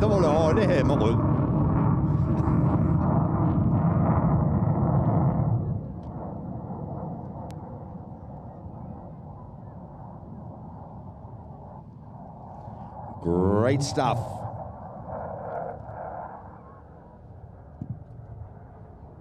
Well, I like that, ladies and gentlemen. I hope you did too. I haven't seen it before. Yes, there is something I haven't seen before. Yeah, fantastic. So awesome to see some of those foreign participants involved in the Scottish Airshow. But you didn't always get everything you wanted, Doug. No, we didn't. It takes a long time. We say to people that it takes sometimes years to develop the right contacts to get the airplanes. I've been working personally since 2016, 2017 on one that I think would have been sensational. I know would have been sensational. The Norwegian Air Force in the 1970s bought starfighters. And they actually bought some of them from the Canadian Air Force. The Canadian Air Force used to base some of their starfighters for maintenance at Prestwick Airport. And there was a Norwegian airplane, a Norwegian Air Force starfighter that was bought from the Canadians and delivered from Prestwick. And that is now the only display F-104 starfighter that is in Europe, and one of the very few in the world. And we had made very good contacts with the team who were restoring the starfighter. And we went through quite a lot with them about the restoration, and then they did their first season in Norway, looking at and doing displays in Norway only. And then we worked with, we were trying to work with the Civil Aviation Authority about getting the F-104, and this particular F-104, to come home to Prestwick. So we had a commitment from the team in Norway that they would come to Prestwick, they would display the starfighter, and that we would be the first display in the UK. So that's one that didn't come about. Unfortunately, the Civil Aviation Authority had issues with regulations and airspace and various other things. And all sorts of things have got in the way. But it's an indication of where we can go and what we can do just by being flexible with a small team. And there's another couple of airplanes that we've still got in our back pocket that are absolutely sensational, and we are convinced that we can get them to the UK, and we would certainly love to host them as the first at the Scottish International Airshow of the future. Oh, fingers crossed. It's good to hear a bit, some enthusiasm, as I say, for future events, and it's always nice to know there's a couple of aviation geeks behind these shows as well that really enjoy the history and the connection of the F-104 to the airfield there. It's a nice way to go. Tell us a little bit, Doug, about where people can keep in touch with you guys and what you're maybe doing in the future. Yeah, we've got a good following on Facebook under the Scottish International Airshow on Facebook. We also have the website www.tsia.scot, which is short for the Scottish International Airshow. So when we announce hopefully what we're going to do in 2021, it will probably be on Twitter and on Facebook, so that we alert as many people as possible. And our small backroom team have built up a very good website, and we will be announcing things there, and people can do everything from buying a t-shirt to to sponsoring an airplane or doing whatever. So there's a lot to look out for with the Scottish International Airshow. Superb. Well, thank you both for taking the time to join me. I hope you enjoy maybe watching back some of your own airshow achievements over the years. Thank you, Ian. Thanks, Ian. And James over on YouTube saying thanks for including these guys in the stream. Well, it's thanks to them for making the time. So thank you, Doug, particularly for encouraging the others to join us, and Danny and Mike for those insights into what it's like to run a show. And before we leave the Scottish Airshow for the time being, we will come back to it at the end for the evening display from 2016. Yeah, I believe so. We're going to see a local display aircraft. Well, not a display aircraft, but a local aircraft. G-Dram, the Cessna float plane, who even touched down on the sea as part of the display. I've been erring toward 2015 from all of this material, just because the weather was a lot better that year. But the material from 2016, this last look, the Scottish International Airshow. Now this is a rarity. Oh yes, a nice wing rock. He always does it. Now you can see those little kind of knobs, as it were, if I call them knobs, on the tips of the floats. Well, they're in fact the wheels which he uses to take off and land on the ground. And he always has a wonderful sporting show. I really enjoy this. 210 horsepower Lycoming Reims rocket. I have a 172 as well, built in France. They're specially corrosion proofed and last much, much longer. This is a 1969, and in fact my 172 is a 1966. I was just talking with Hamish earlier on. You may have heard that interview telling us a little bit about what he does. That's great. And I'm actually fascinated to see this because I've done a bit of zooming around doing displays in seaplanes before. And what he's actually doing is using the floats, once he's got up to about 60, 80 degrees angular bank, to drag the aircraft around. It starts to slide and it pivots because the mass weight is in front as opposed to behind. So if you watch as he goes, that's just a straight turn. Yes, he's just letting the drag take him down. But earlier on, he used the floats to pull himself around in a turn, and that's quite a good technique. It's almost like doing a flat stall turn.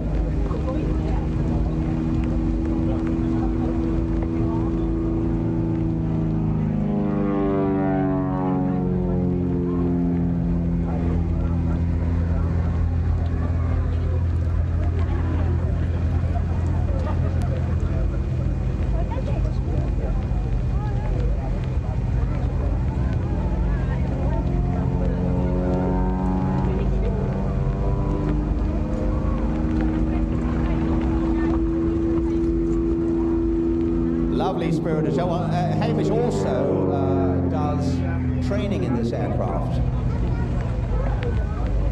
If you want to get a seaplane pilot's license, he's the man to see. He's also looking for a new sponsor, so any whiskey companies out there, don't worry about all that health and safety nonsense. In our day, we used to call it common sense health and safety. Not to worry. So he's looking for a new sponsor, but we don't call it sponsors these days. We call it corporate synergy. So if there are any corporate synergists out there that would like to get a bit of the action of G-Dram, then please get in touch with Hamish Mitchell, air traffic control operator with Scottish Information. Lovely, spirited show.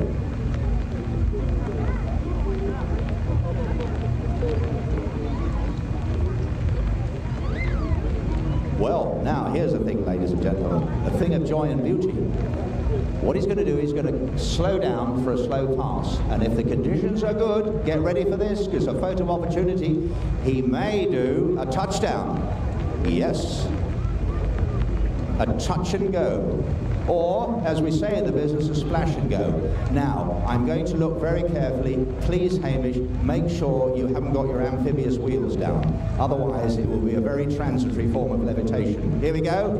He's feeling for it, holding level, just about a touchdown. He's on the... Yes, he's holding level, he's holding... Yes, he's on! Fantastic! There we are, ladies and gentlemen, another marvellous Scotsman. Yes, he pulls it back. Oh, get the power on. Yeah, the old sticky water there. It is sticky as well, yeah, he's dragged it off. Marvellous. Oh dear, I thought he was running out of pitch peddling ideas there for a minute, but no. Once she's up. There's a slightly bigger engine there than normally in the Cessnas, because being a Reams rocket, it's 210 horsepower, 6-cylinder Continental. Lovely, purring 6-cylinder engine.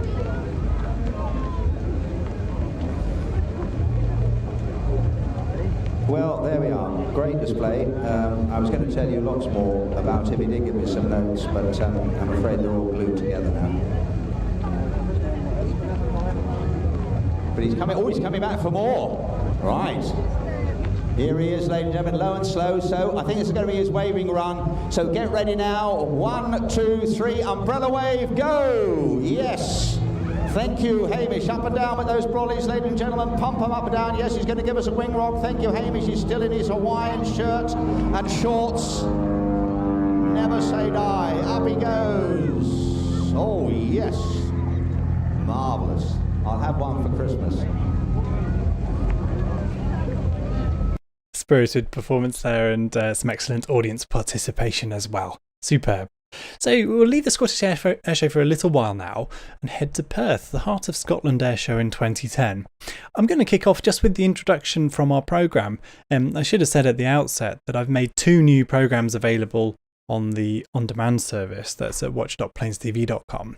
That includes this Perth show, but also Leuchars 2010 as well.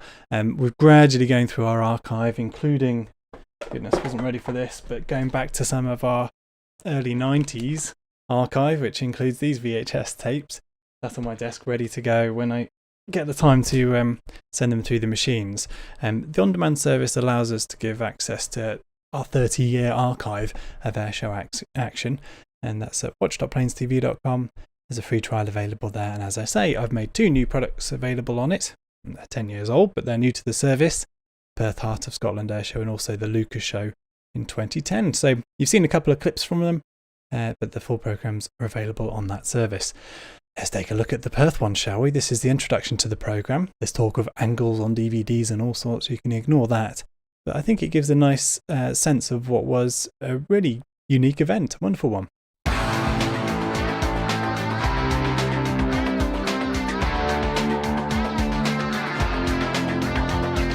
Hi, I'm Mandy Palsy and welcome to the Heart of Scotland Airshow 2010 here at Perth. It's been a great weekend. We've had blazing sunshine, we've had pouring rain and just about everything in between. In this programme, we'll see all the fantastic flying displays from 2 days of action at Perth Airport in June 2010. As well as delighting us as a Breitling wing walker, Danielle Hughes will be talking to some of the participants. The RAF were here in force, with everything from loud heavy metal to graceful aerobatics. We'll go on board with several displays with in-cockpit mini-cams. Typhoon pilot Richard Pargeter will talk us through his display in his pit biplane. We also get an airborne view from Classic Flight's gorgeous Avro Anson. The Swift Glider team's own cameras also give a unique view of their display. Anthony Hodgson displays the magnificent and iconic Spitfire. And Sandy Torrance takes us crazy flying in his Cessna.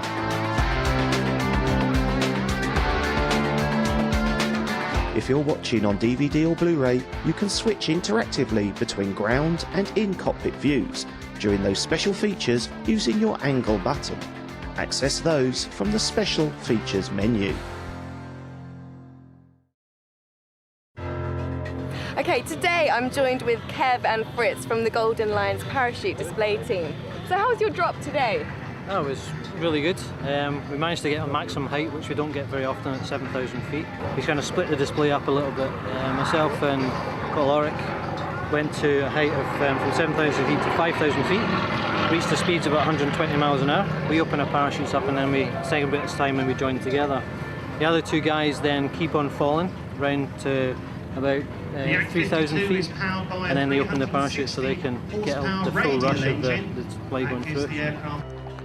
With the flag, the jump master and team leader, Corporal Kev Doust.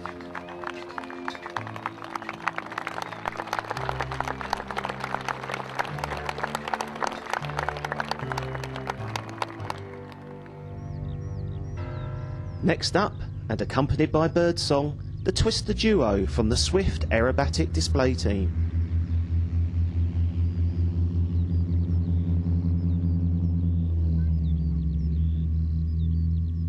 The Twister aircraft was designed in Germany, with the prototype first flying in 2003.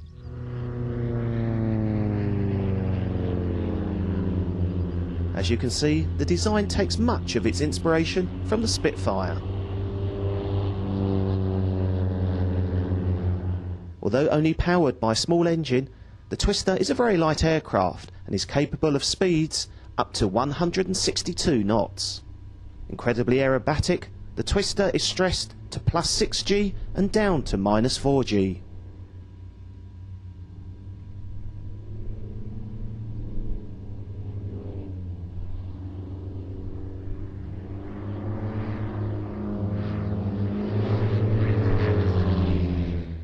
These aircraft are kit built. Now that takes a lot of time and a lot of dedication.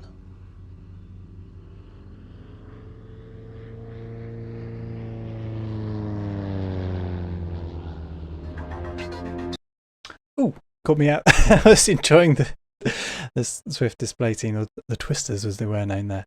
I mentioned in the intro there the Cessna Crazy Flying, so this is a nice act to see at an air show. Hi, I'm Stuart McLean from Perth Aero Club. I'm the commentator today for Sandy Torrance's Crazy Flying. Sandy's flying the Cessna 152. What a show.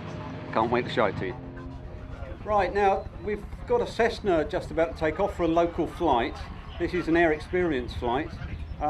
We've got a 16-year-old Frank Spencer going for his first ever flight. Hang on, what's happening there? Just look across to your left. Oh, this is Lady Captain Rachel Touch and Go. She's just doing a last minute check on the elevator there. Perfectly normal stuff. Hang on a second. Whoa, wait, that plane is about to take off.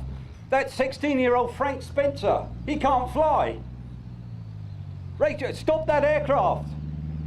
Stop that Gee, oh, holy cow. I mean, security, get security. Right, throttle back, lad. Push the stick forward.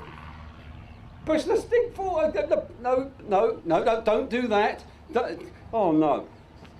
Mirror signal maneuver. Come on, man, get a grip. Wait a minute, what's that? Hang on, someone speaking from the tower. Turns out this isn't Frank Spencer flying. This is none other than Captain Sandy Torrance. It's okay, everything's under control. It's Sandy Torrance, who was born in Dundee, but I mean, looking at the way he's flying, he might be buried in Perth. Sandy's been flying for 39 years. For most of them straight and level, but he's flying like a 16-year-old today. He went solo when he was 16.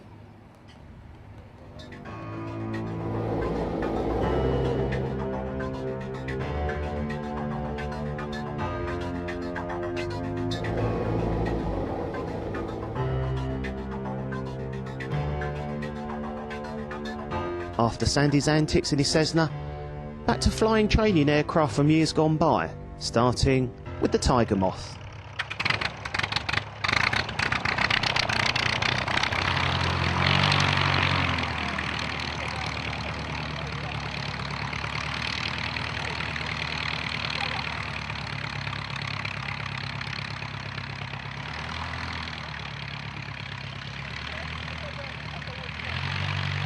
Just about every Allied pilot that flew during the Second World War trained on the Tiger Moth.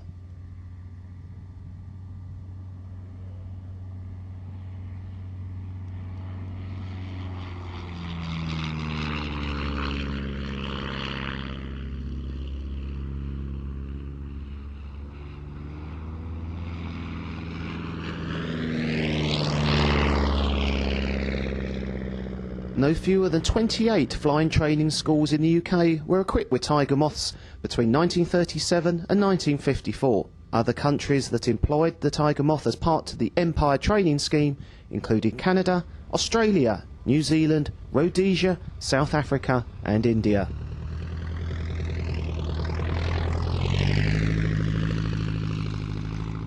Post-war, the Tiger Moth enjoyed a further lease of life, notably as the first aircraft to fly the Channel upside down, and also the first aircraft to fly the Channel with a girl standing on the wing. More of that a little later on. Well, actually, we'll have more of that right now. Danielle was helping me out. Danielle Hughes then. Danielle, gosh, I've forgotten her new surname, but she's now out in Switzerland, still wing walking, but back in 2010 was part of the Breitling Wing Walkers. Saturday was a great display at Perth for the wing walking team. The sun was shining on us, there wasn't much wind, no bumps at all, so we felt we had a really great display. We use Finoveston for our smoke system. It leaves a very, very thick smoke trail, and as there wasn't much wind, there was a lot of smoke in the atmosphere, but I think it really added to the display. I think everybody loved that.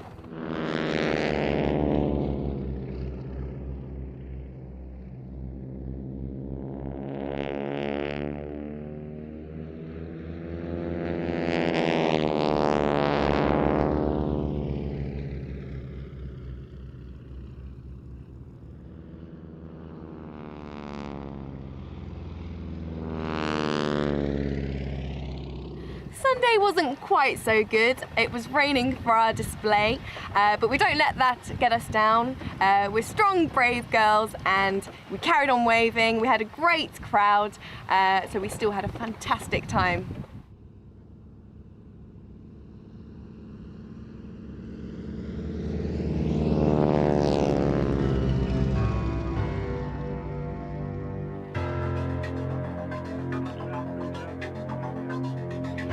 Hello, I'm Anthony Hodgson, and behind me you see a Spitfire T9, which I am the proud owner of. The Spitfire I saw advertised in 1998, and I was looking for a fast piston engine two-place aeroplane, and that was available in America, so off we went and bought it, and brought it back to the UK.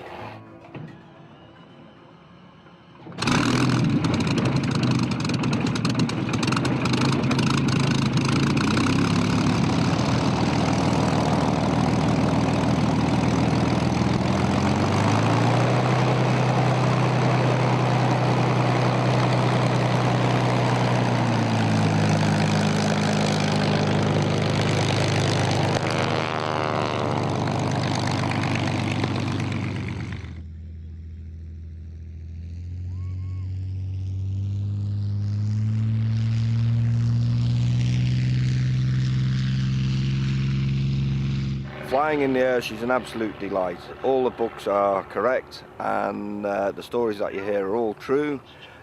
She can just be a bit tricky coming into land because of the narrow undercarriage, but great fun.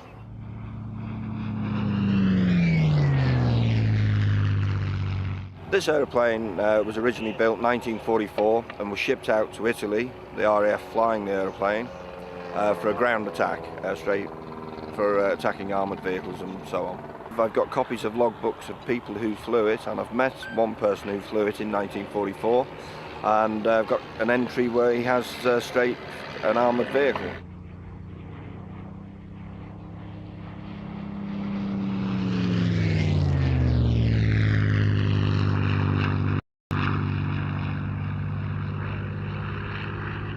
Aviation started at about 1:30 in the morning on a Saturday night in a nightclub, and somebody said, "Do you want to come flying?" This was in 1972, so off we went flying, and I was hooked straight away.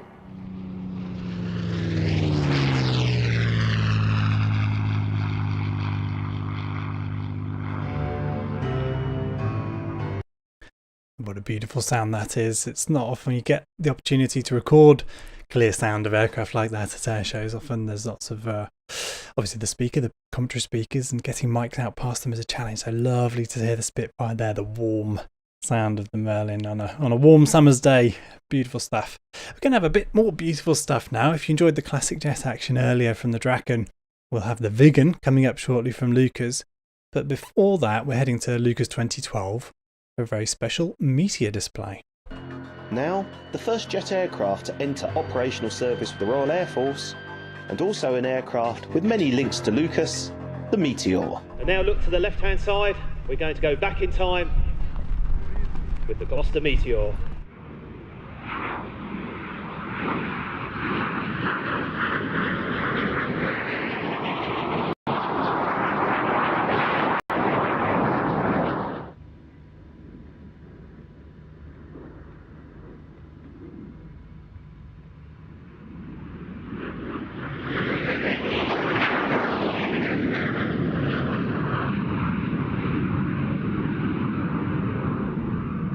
Back in 1953, a year after Her Majesty the Queen was crowned, a royal review was held at Royal Air Force Marham.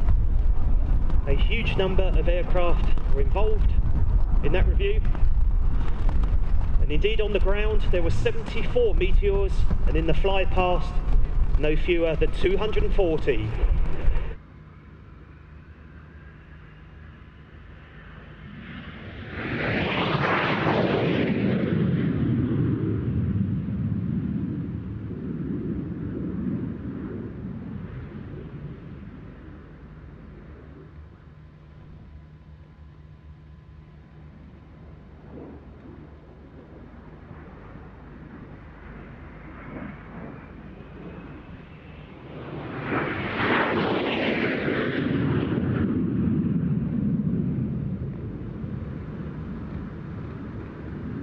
When production of the Meteor ceased in 1954, just under 4,000 had been built, and there are just 6 still airworthy in the world today.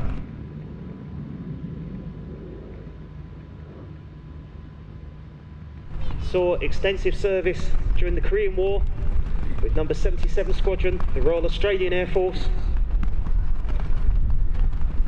with considerable jet versus jet success against the MiG-15.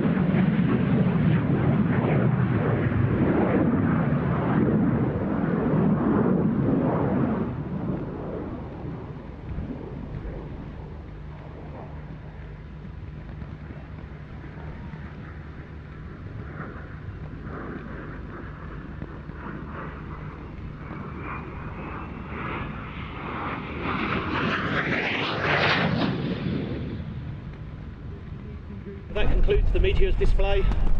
Just while Dan positions for his landing.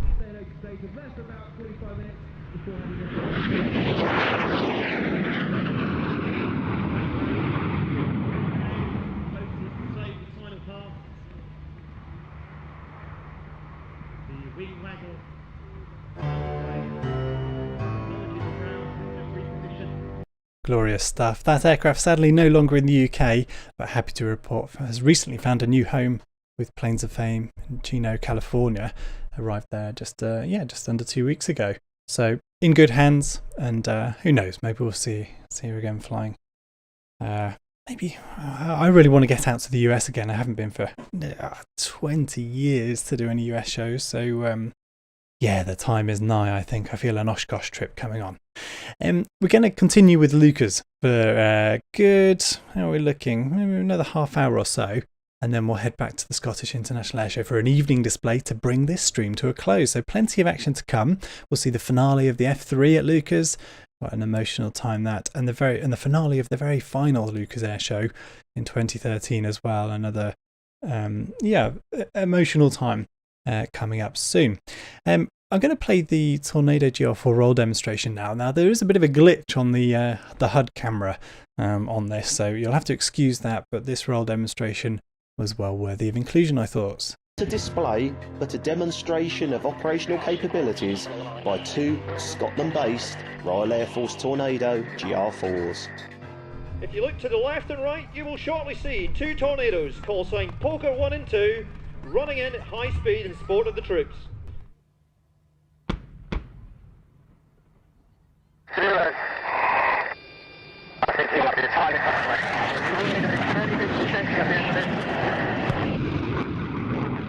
This explosion was simulating a rocket-propelled grenade attack, narrowly missing a friendly forces vehicle.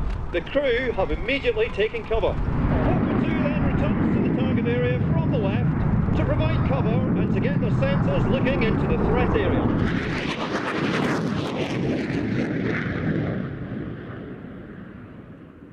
If you look ahead now, you'll see Poker 1 moving back towards the target area using the Lightning 3 laser targeting pod to mark the enemy's positions.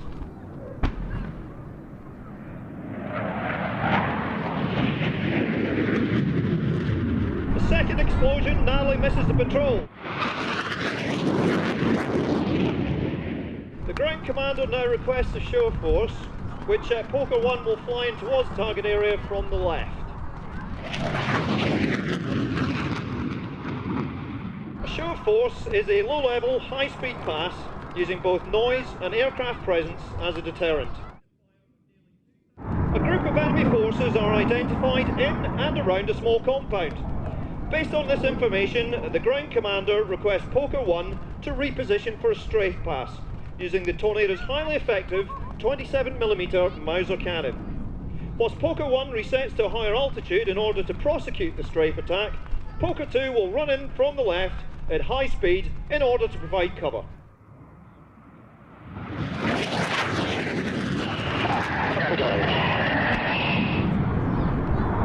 The aircraft has just been targeted by an enemy surface-to-air missile system.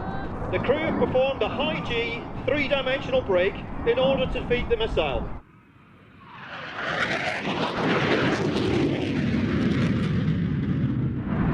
The ground commander has now asked Poker 2 to employ a number of brimstone missiles against both mobile and static targets.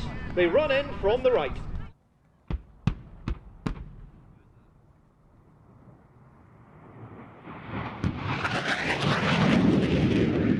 Following the success of the brimstone attack, the hostile forces are now pinned down in a small building in the centre of the compound. Poker 1 is asked to target this building with 3 GPS-guided 500-pound Paveway 4 bombs.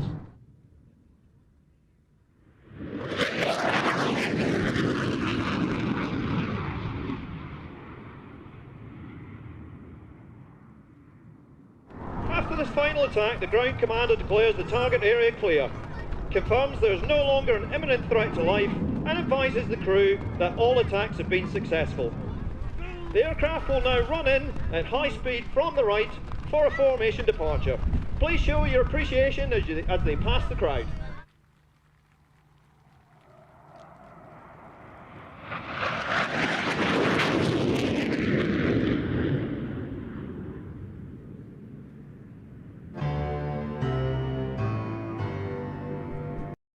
Quite right, young man, quite right. Spectacular performance, and I don't know if you caught the Tornado heading through the smoke there and the flash of flame out the rear of the jet, and the bang as well, actually. A dramatic moment in that performance. As if you needed more drama. Superb stuff, and thanks to the guys from back in the day with the onboard material there. It really adds something. I'm sorry half of it was cut off. There's something odd gone on an export somewhere, but I thought it didn't detract enough not to include here. More Leuchars action coming up in just one moment. Some foreign military action from the Austrian Air Force, the C-130 and their Typhoon. A really unique performance, I thought, from 2013. Then we'll go on to the Viggen, another Swedish aircraft, and then into the finale of the F3. So the final airshow performance for those aircraft to Leuchars in 2011, is it? 2010. So we'll see that, and then on to the finale of the final Leuchars airshow. All good stuff, and if you're enjoying it, all of this is taken, as I always say, from our on-demand service at watch.planestv.com. It's a subscription service giving you access to our 30-year archive of air shows, which is gradually building, both from the archive and from new events when we get them. But good plans for the future, so do check that out. There's a free trial available. But if you're more of a DVD or Blu-ray purchaser, I have set up a sale this weekend to mark the fact that we would have been at an air show. So there's a 20% sale on, use the offer code SCOT20 and that's at planestv.com. So SCOT20, SCOT20, all caps. Should have set up a title, shouldn't I? But you get the gist. That'll give you 20% off all DVDs and Blu-rays at planestv.com this weekend only. And back on with the flying. Oh, before we finished, I do see we've just ticked over a measly 48 likes on YouTube. Let's get it up, please. Give it a bit of a thumbs up. That'll share it to more people and hopefully provide more entertainment on an airshow weekend when there's no airshow. Who knows? To people. And give it a like on Facebook and share to anyone that you think might enjoy it. And of course, subscribe on YouTube if you haven't already, and do like the Facebook page if you're watching over there. Let's have a bit more foreign military action, shall we, in our fantasy Scottish Airshow, this provided by the Austrian Air Force. My pleasure to welcome from the Austrian Air Force, Colonel Miedler. Colonel, grüß Gott, willkommen RAF Leuchars. Thank you, Andy. Ladies and gentlemen, on behalf of the Air Chief, the Austrian Air Chief, and would like to say thank you to the organization for the invitation to be part of this fantastic airshow here in Leuchars, to perform our program with 2 Eurofighter and 1 C-130 of the Austrian Air Force. In a few moments, the Hercules is arriving now from the east. The Eurofighter is throttling up, the engine is pulling up, and it's quite a powerful engine. The aircraft around 15 tons, and in a few seconds they will push the throttle in the forward position and will start with reheat their maneuver.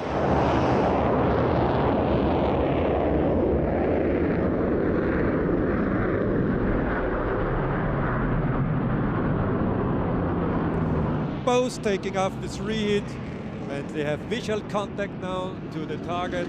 Target is doing a steep left turn. Number 1 is taking the first position. Number 2 is going into a shadow position. He is looking to see the target from a rear position. And number 1 is now turning in, and now his task is to adjust the speed to a certain level of the target. And it's not so easy to decrease the speed again, because the target is really slow flying and the Eurofighter is really powerful. So the pilot has to train a lot to reduce the speed again. Number 2 is going high now, and he is going now to a shadow position and can surveillance the intercept from a rear position and is always ready to use his weapons. Now the number 1 is in position, and in an ordinary task he will get a falling order, and the falling order is now air power forced landing into Leuchars Air Base. So they will overfly the runway information, then the number 1 will give him the sign, you have to land here on this Air Force base, and our C-130 will land afterwards here. Now they are in position, they take some photos for evidence, and the number 2 is in the shooting position and following the number 1 behind the C-130. Coming for the overflight, they will turn to the left and doing a teardrop backwards.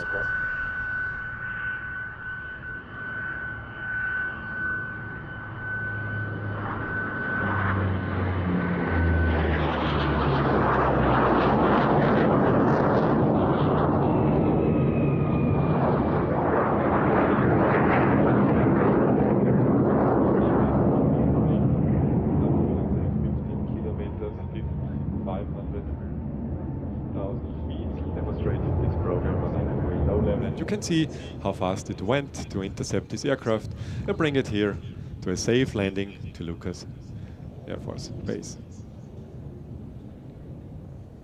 And now it's the next task for the intercept pilot. So the Hercules has to reduce his speed because he needs a certain landing speed to retract his gear, to give the gear in a downward position.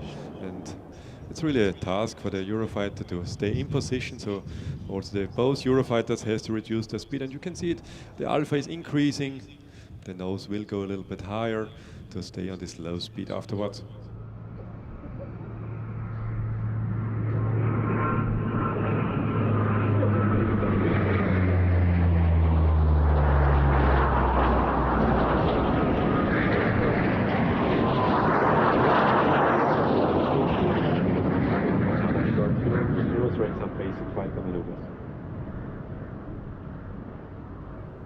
The C-130 is in operation in Austria since 2003, so 10 years in operation, and all the 3 Hercules we have, they are from the UK.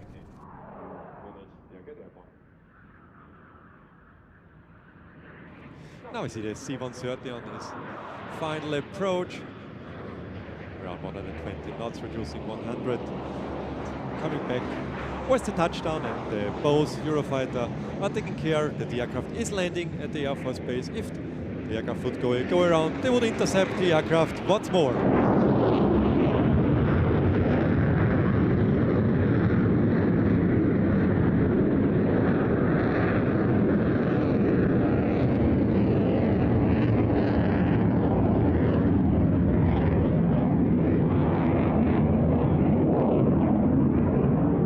We will now demonstrate the turning performance of our Eurofighters in formation, and they will do now a join up and they'll come overhead the runway again, doing a formation split and doing some basic fighter maneuvers.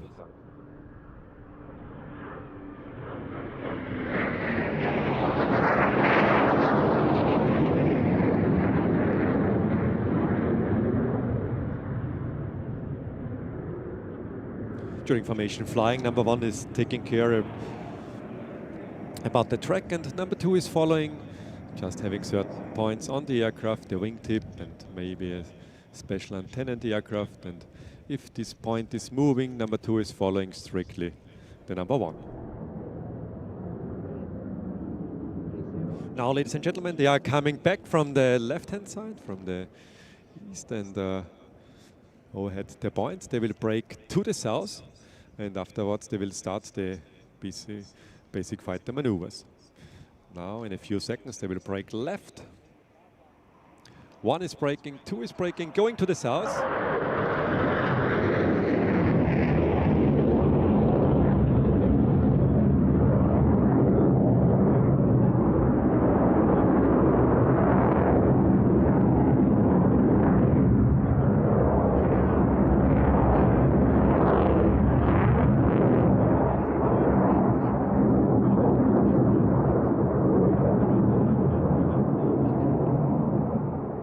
And from the right-hand side, this will be the target, and the left-hand side will be the fighter. He is engaging the target, and he tries to come into a shooting position as soon as possible.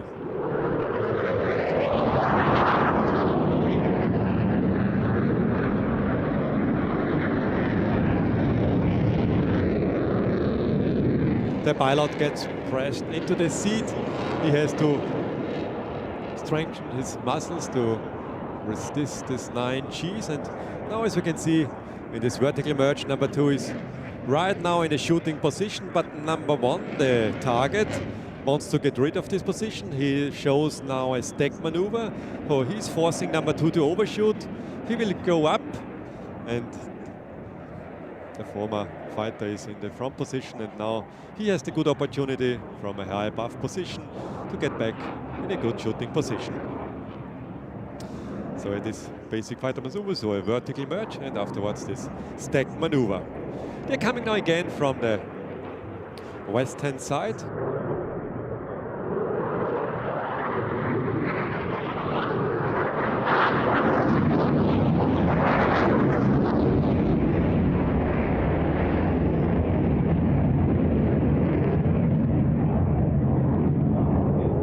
To strain his muscles in front of the maneuver because his 9 Gs are really hard in the cockpit. The blood is going to the legs and has to fight against the G loads.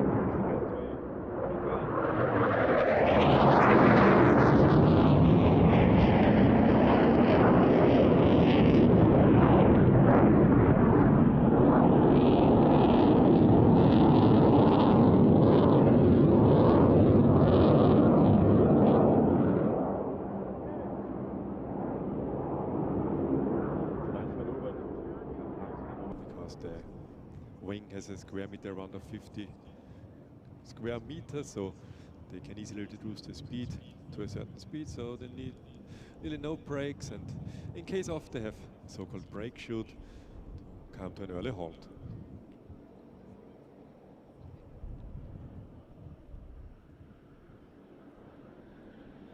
Hopefully you enjoyed the show with these two Eurofighters and the C-130 in the afternoon, 10 minutes to 3 according to our new schedule.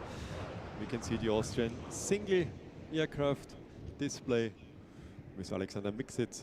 He will show his program, and hopefully the weather is staying as good as we have now. Perfect weather. I will say thank you to you. Enjoy the show. Have a nice day. Thank you. Colonel, thank you very much. Just tremendous, ausgezeichnet. In fact, it's a tremendous display, and we look forward to seeing you later on. Thank you, Andy. Thank you. Have a nice day. And if you would like to see that solo display, you can, of course, go and watch the Leuchars 2013 programme on the on-demand service. I'm not actually going to show the solo here, but plenty more Typhoon action to come from the Royal Air Force and from the 2011 show and the 2013 show. But now a bit more classic jet action from the Viggen at the Leuchars 2013 show. So now the next display item, just about to line up, an aircraft we're all delighted to see this afternoon. This is the Saab 37 Viggen.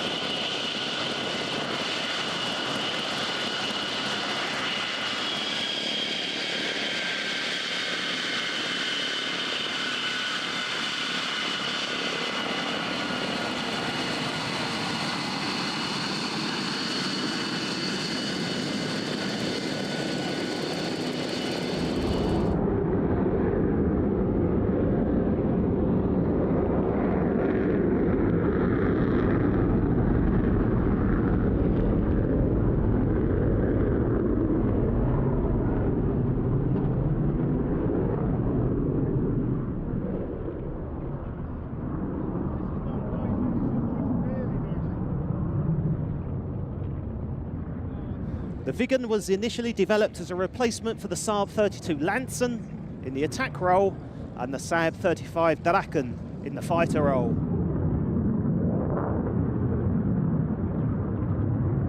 And as you can see, Saab selected a radical configuration, a conventional delta wing with small high-set canard foreplane.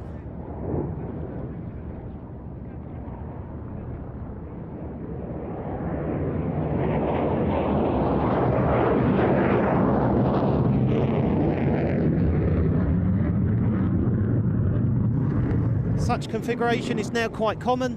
Think of aircraft like our own Typhoon, the Rafale and the Gripen. But remember, this aircraft, the design for this aircraft dates back to the early 1960s. The aircraft flew for the first time in February 1967.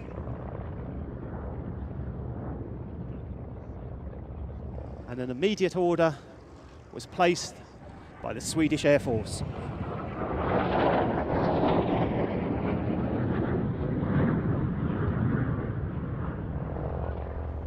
The Viggen is equipped with a thrust reverser system to use during landings and also during ground manoeuvring. This enables the aircraft to operate from strips that are just 500 metres long. The Viggen was the first aircraft to feature both afterburners and also a thrust reverser system. And indeed only the Viggen, Concorde and Tornado feature both afterburners and thrust reversers.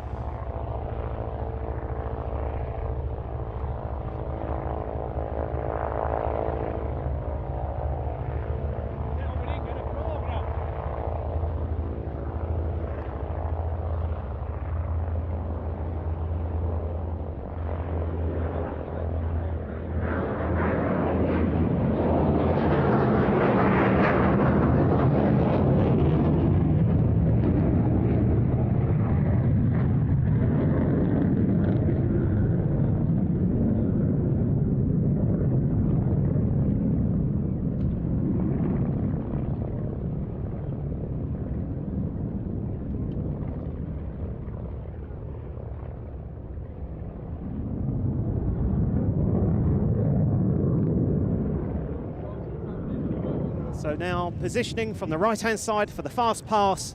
This is the Saab 37 Viggen.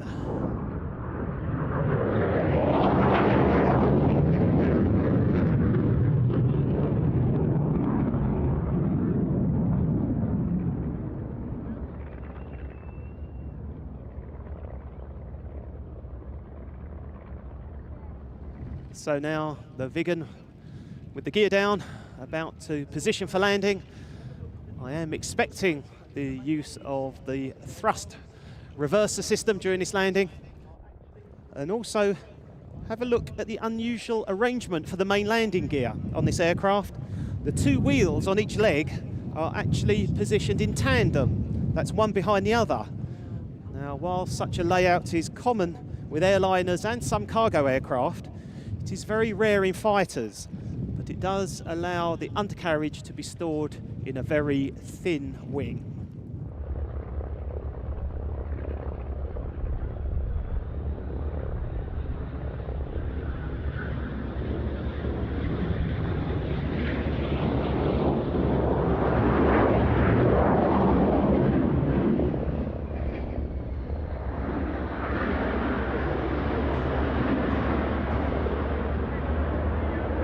Gorgeous aeroplane, and great facts from Andy there on the thrust reverse and afterburner being only Concorde, Viggen and Tornado. Didn't know that one, hadn't spotted that earlier.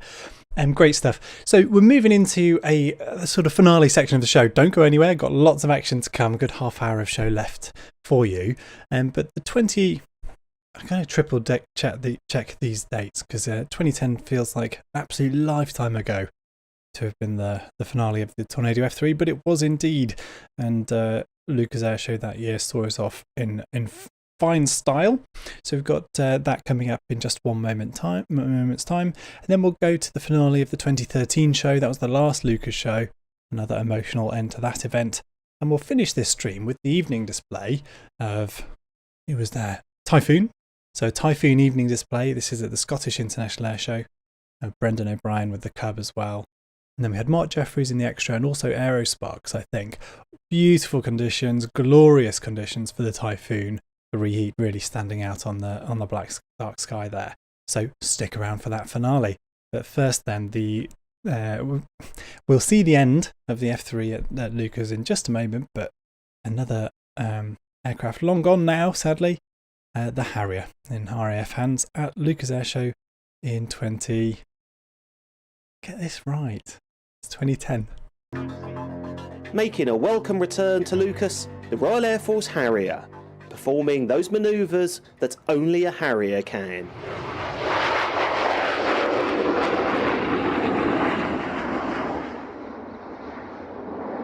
Pilot Flight Lieutenant Steve Kenworthy completed 3 tours of duty in Afghanistan, flying the Harrier in the close air support and reconnaissance role.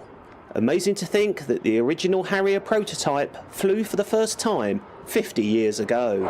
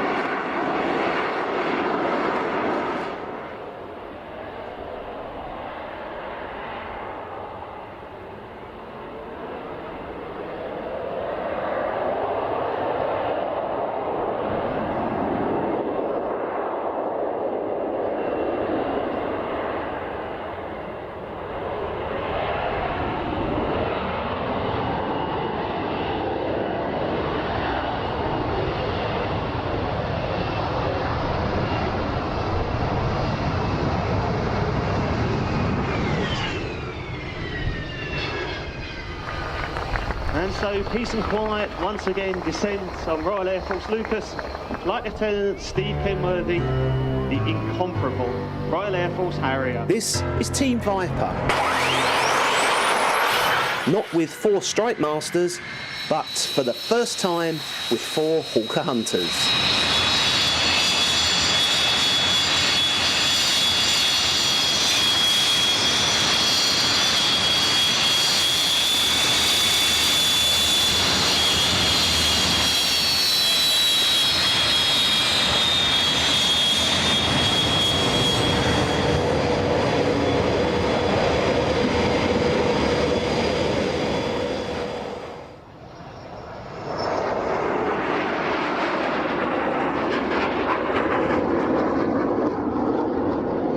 Right, and I certainly think it looks right when it's flying. So Chris pulling the team up now for the first manoeuvre. We also get the chance to experience the display from the cockpit. Giving you a nice underside view of the aircraft.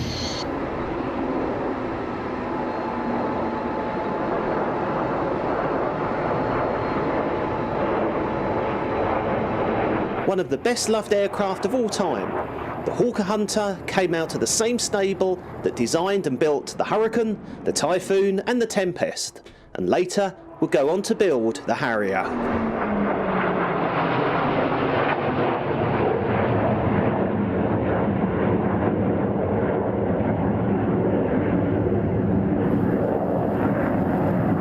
The Hunter served with the Royal Air Force and Royal Navy as a day fighter, ground attack and advanced flying training aircraft.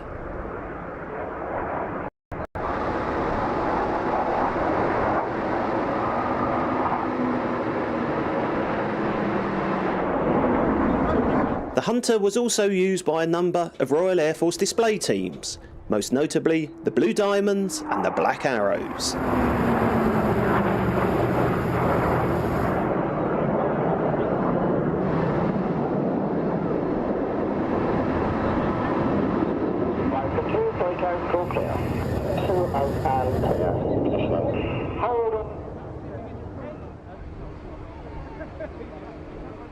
And roll.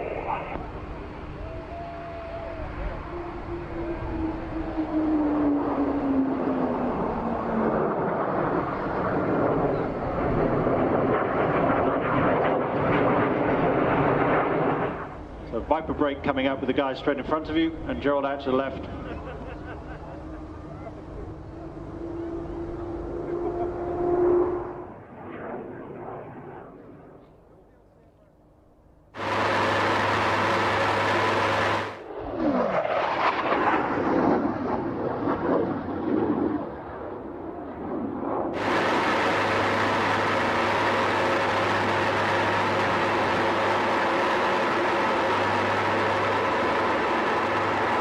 Transitioning to Typhoon and also supporting ongoing operations.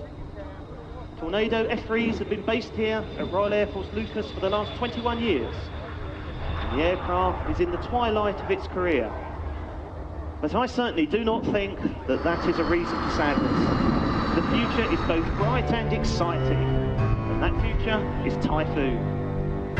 Since its formation 92 years ago, the Royal Air Force has continually defended the skies over Great Britain. During the summer of 1940, this task was carried out by the few, flying Spitfires and Hurricanes. As the show headed to its finale, our thoughts drifted back 70 years to the summer of 1940, and the role of defending Britain's skies. The primary role of Royal Air Force Leuchars today and tomorrow.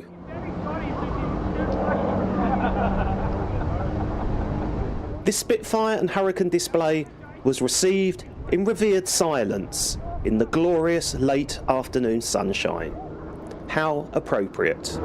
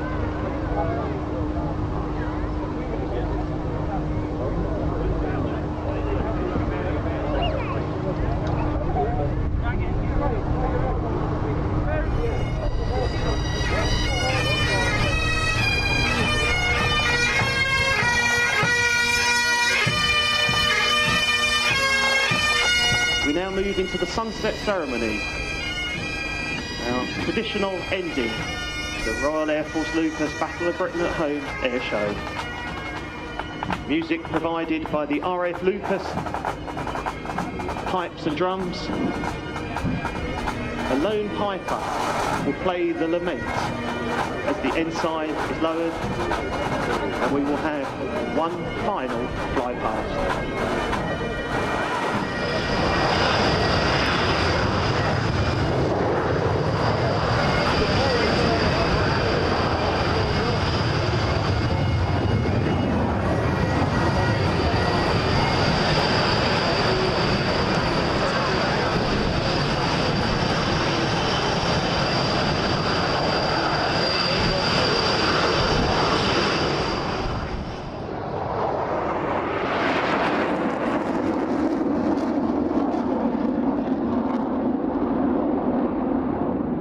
This year's sunset ceremony was made more poignant by the imminent retirement of the Tornado F3 from Royal Air Force service, but balanced by looking to the future with the Typhoon.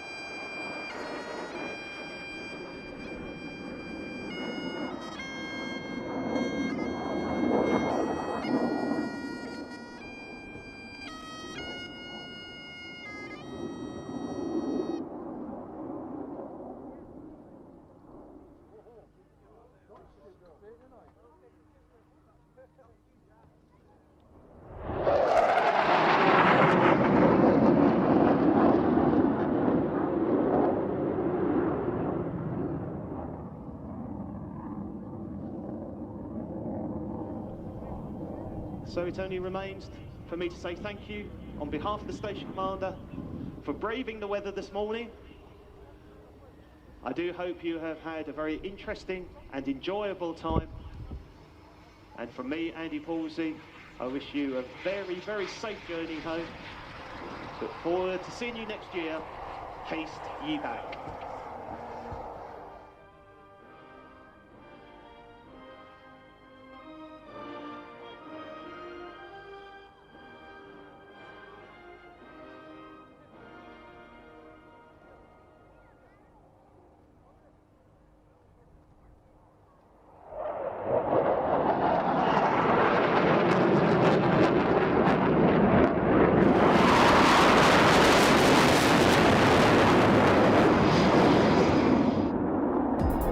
All that quite a sight, wasn't it? And doesn't feel like that long ago, but just memories now, sadly. And more memories coming up. So the very finale to the RAF Leuchars Airshow, really. This is the last 10 minutes of our programme from the Leuchars 2013 show. Yeah, my memory is that we weren't positive that it would be the last at that point, but I could be wrong. I think maybe that was announced afterwards. But yeah, the end of those shows is quite sad, but it makes for enjoyable viewing now. And as I say, we've got lots of Leuchars shows both on DVD and Blu-ray and on our watch.plainstv.com service. And there's a DVD and Blu-ray sale on this weekend only. And if you use the SCOT20 offer code, you'll find that in the chat. You'll get 20% off all DVDs and Blu-rays this weekend. And of course, there's a 7-day free trial at the moment on the watch.plainstv.com service. That gives you access to all of our archive of programmes. Lots of Leuchars, lots of RAF shows, the likes of Waddington we don't see anymore. Oxford, of course, we still enjoy. Yeovilton, and lots of RIAT action on there as well. Tattoo. So do check out the on-demand service at watch.plainstv.com. Thanks for tuning in today. We've got a good 25 minutes left of this. So do stick around for the evening display from the Scottish International Airshow 2016. All great stuff, and I hope you've been enjoying it. Do give it a like, do give it a share, And I tried to do these every Saturday, do something every Saturday.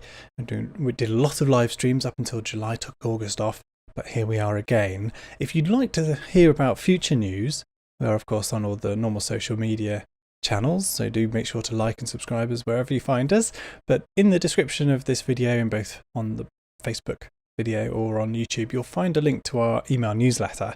Now, I find that's a really nice way of keeping a bit of a two-way communication going with me. Actually, I send them out and you can reply to me. I know John Seymour, you're watching, you've asked will we be at Duxford.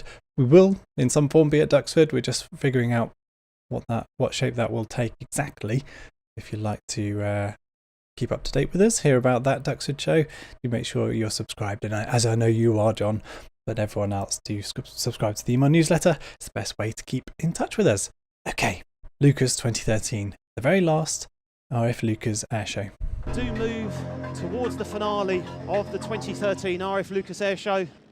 Taking to the runway now, the Spitfire and Hurricane of the Battle of Britain Memorial Flight. They will be accompanied by a Tornado GR4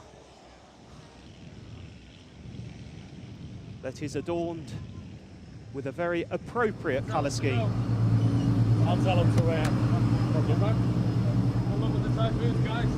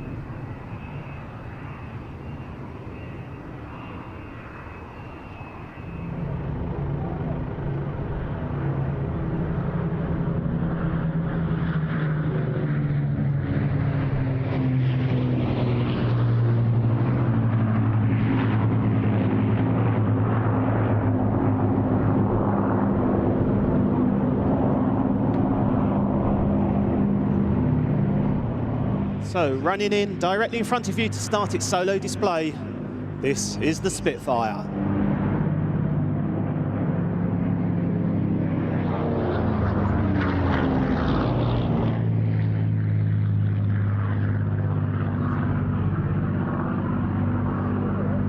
One of the greatest and most charismatic aircraft ever built.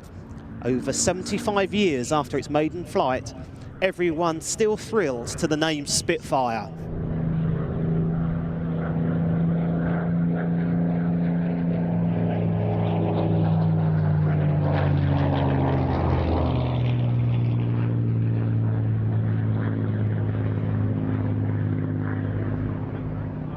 The first service aircraft was delivered to the Royal Air Force in the August of 1938.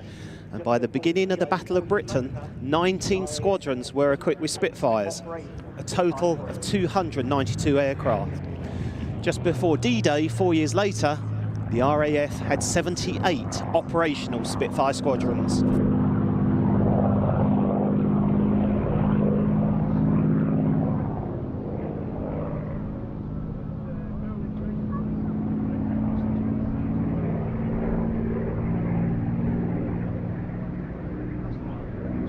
Spitfire was designed without compromise. The only thing that mattered was performance.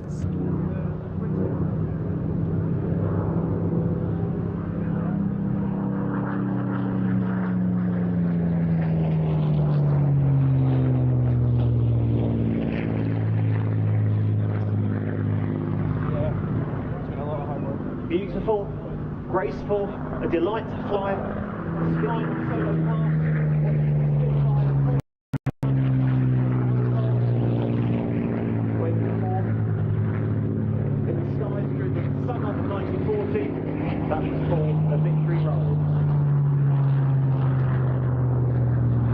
Often underrated in favour of the Spitfire, the Hurricane was in fact the main victor at the Battle of Britain. The Royal Air Force had at that time 32 Hurricane squadrons. When compared to the Spitfire, the Hurricane was very much a traditional design, built mainly from tubular steel that was then covered with fabric, just as biplanes had been built for 20 years or so. In fact, the Hurricane was based on the Hawker Fury biplane, but with one wing removed.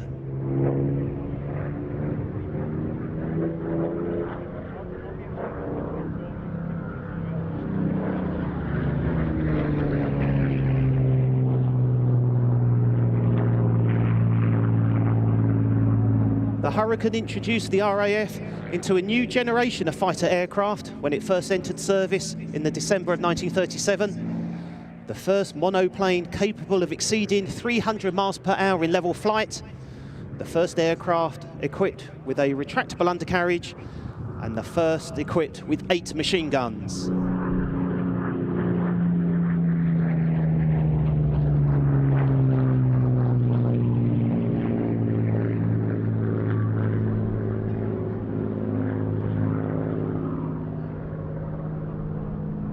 One of the most famous aircraft of the Second World War, designed by Roy Chadwick at Avro's Chaddington factory in Manchester.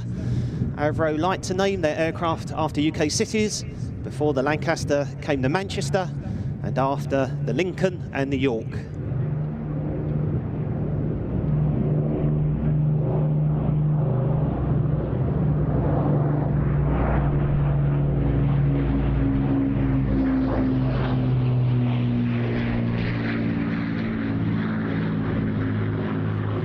Lancaster, correctly regarded as the RA's finest wartime bomber. That bomb bay is an incredible 33 feet long.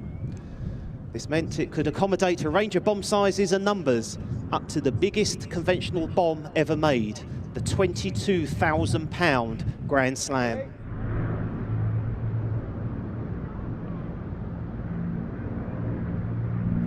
Lancasters went to war with 7 crewmen on board: pilot, air engineer, navigator, bomb aimer, wireless operator and 2 gunners. One for the mid-upper turret on the back of the aircraft, and then of course tail end Charlie, the rear gunner. A very important but lonely and dangerous place to be.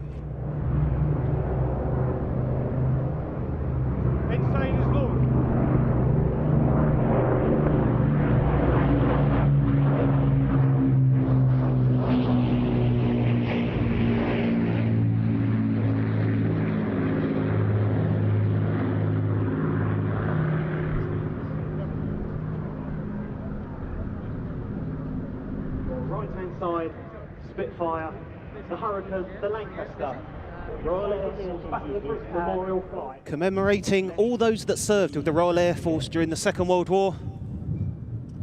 From your right-hand side, the Spitfire, the Hurricane, the Lancaster, the Royal Air Force Battle of Britain Memorial Flight, lest we forget.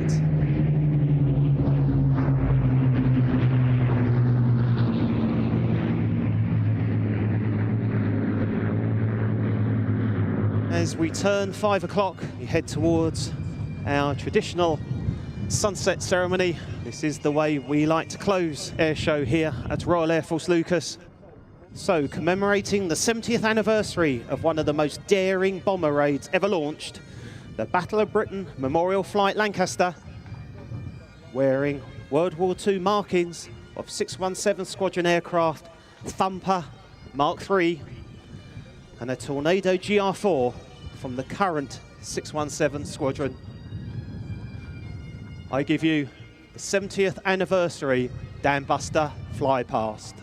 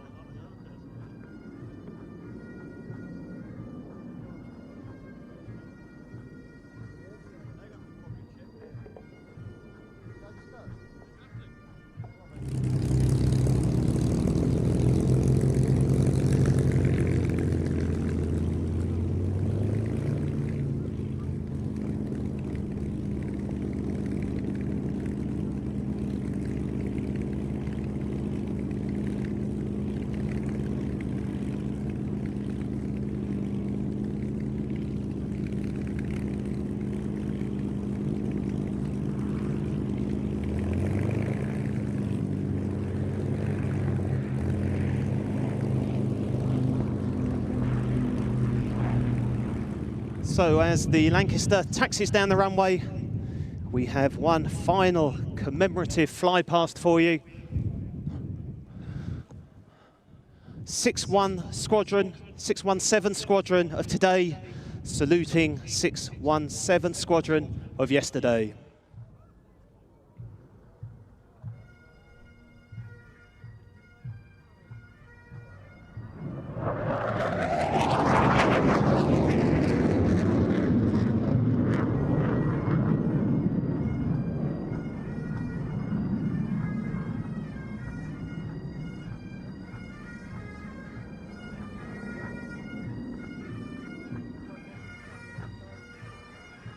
So as the Tornado GR4 departs to your left-hand side, we do move into our finale, the traditional sunset ceremony.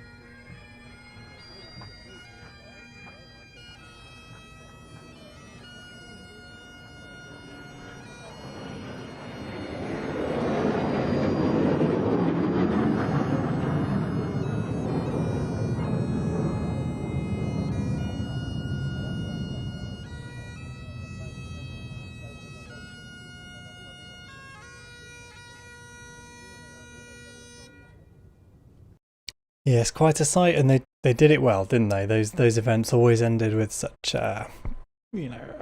ceremonial energy. It was a wonderful show, the Leuchars show. Sad to see it gone. Let's end on a high though, shall we? In a short while we'll play back the evening display, the Scottish International Airshow 20. I believe it's 2016. That's what I've got it labelled as here. Someone said it was 2015, and perhaps there was an evening element then as well. But this is the 2016 show. We have Brendan, we have the Typhoon in the glorious evening setting with the reheat blaring out with the dark sky behind it. People keep asking about supporting and donating, and I've had a few emails this year as well with these live shows. We're doing lots of free content this year.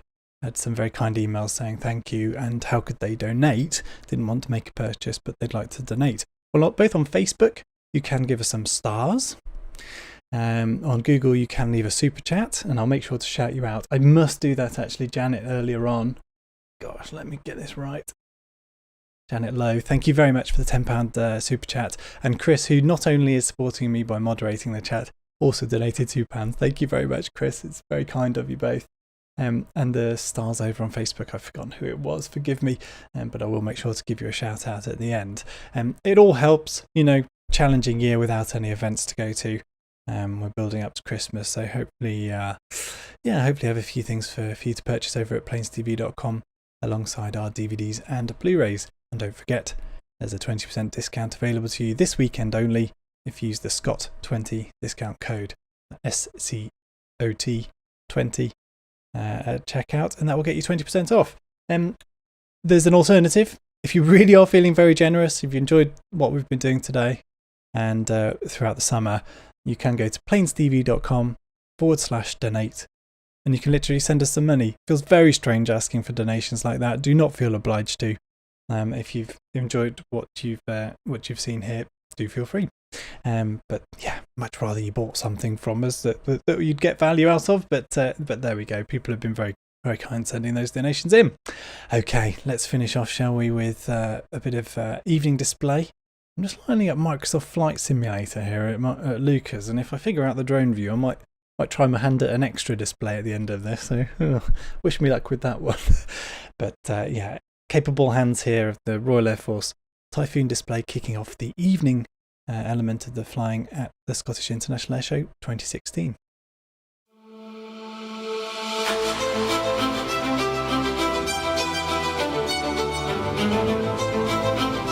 Okay, ladies and gentlemen, if you turn your attention to the left, we have our Typhoon running in for his display. You probably won't hear much from me because it makes a hell of a lot of noise.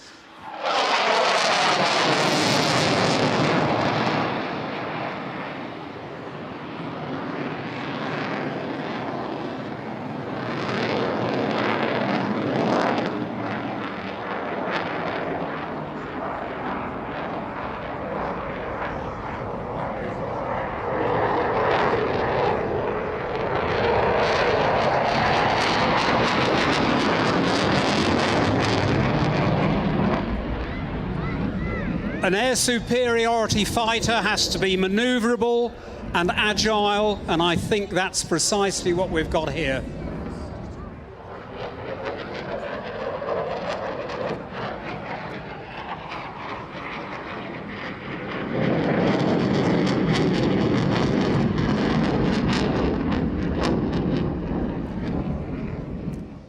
I've just been asked by the flight and display director how much thrust, and I think I'm correct in saying about £40,000. Is that correct? That's correct. £20,000 each for those engines. And that's the Typhoon pilot talking there. Easy to fly, Ryan? Definitely.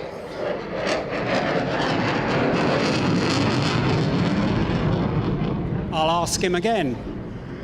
Yeah, this jet's a real pleasure to fly. It's what we call carefree handling. So as a pilot, every time we move the control column, it's giving us the absolute maximum that the jet can give us. So as a jet, it's a real pleasure to fly. It's a great joy.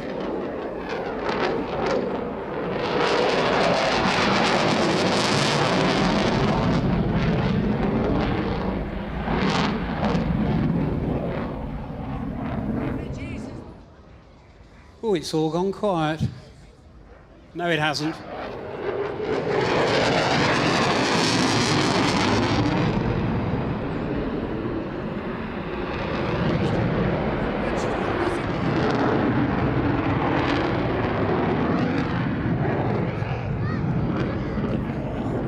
So at this altitude, the engine's in max reheat. He's using about 600 kilograms of fuel a minute. So that's about a Mini Cooper being put out the back end every minute.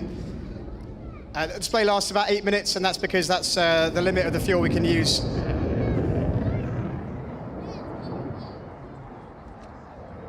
Of course, it isn't just a display aircraft, it's a fighting machine, can engage multiple targets in the air-to-air role.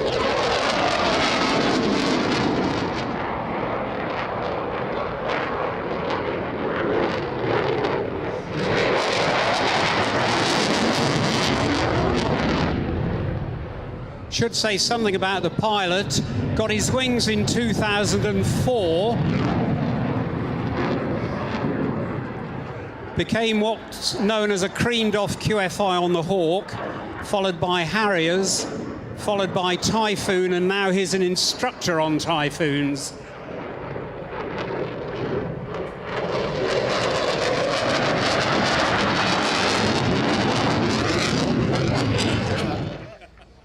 Mark puts his landing gear down now for the loaded barrel roll with his gear down. Just goes to show how much thrust to weight this aircraft's got. He'll transition from the slow speed pass with the gear down, plug the reheat in and climb ahead for a half horizontal.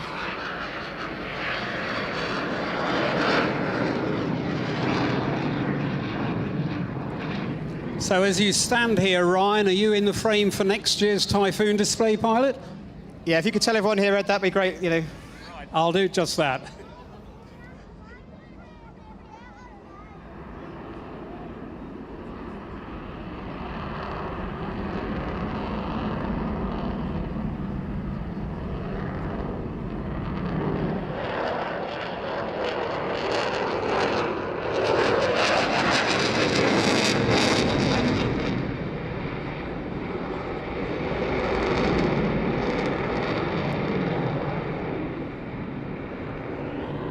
Yeah, if you are enjoying this, folks, do come and join us tomorrow afternoon when Mark is going to be doing the display again, along with plenty of other exciting events. Flying cracks off at 11 o'clock. Ladies and gentlemen, this is Mark's final pass. As he comes past, please do give him a wave if he can see you at the cockpit. Mark pitches up now for his final move, the vertical departure.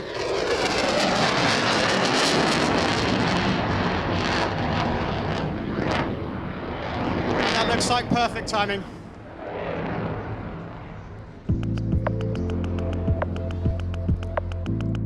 The guy flying this aeroplane is a bit of a legend among the flying display crowd. His name is Brendan O'Brien. He flies, he displays, and tomorrow he will be commentating here. And it's almost worth the price of a ticket to come and hear Brendan's commentary. He is, as I say, a legend. And Brendan also said as he flies by, if you take pictures with your cameras... Oh, fireworks early. He will see the flashes, but I doubt they'll be as bright as those. Roman candles, I used to call those.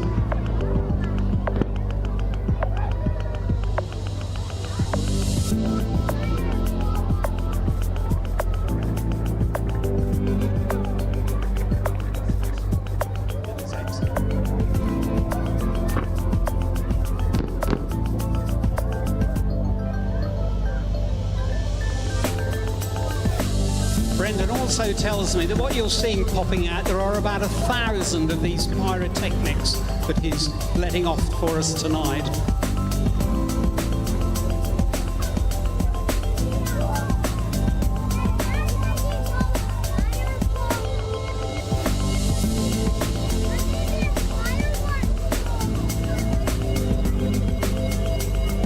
Okay, spectators, Brendan's going to do us a run from south to north. Let's see if we can get a Mexican wave going. By the fairground, start. Up. Come on, guys. There's a few umbrellas going up and down.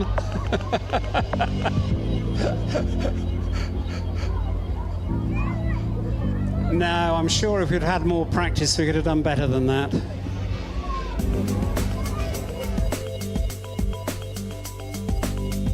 I hear some noise, I look ahead and I see Mark Jeffries diving down in his extra 330C.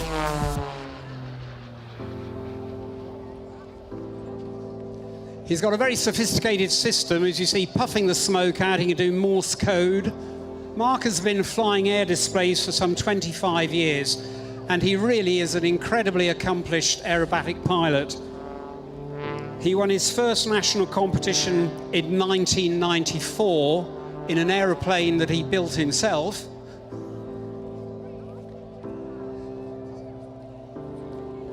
And he's also won the national champs in 2005, 2006, 2007. And last year, he won the World National Championships in China. He is an incredibly busy man. Apart from rolling around like that in aeroplanes for most of his life, he runs a busy airfield in Cambridgeshire. He has an aircraft maintenance company and is an all-round good guy.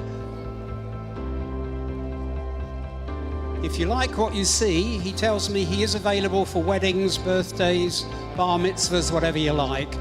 Just go to his website and get the details. And if I didn't know any better, I'd say that was a heart.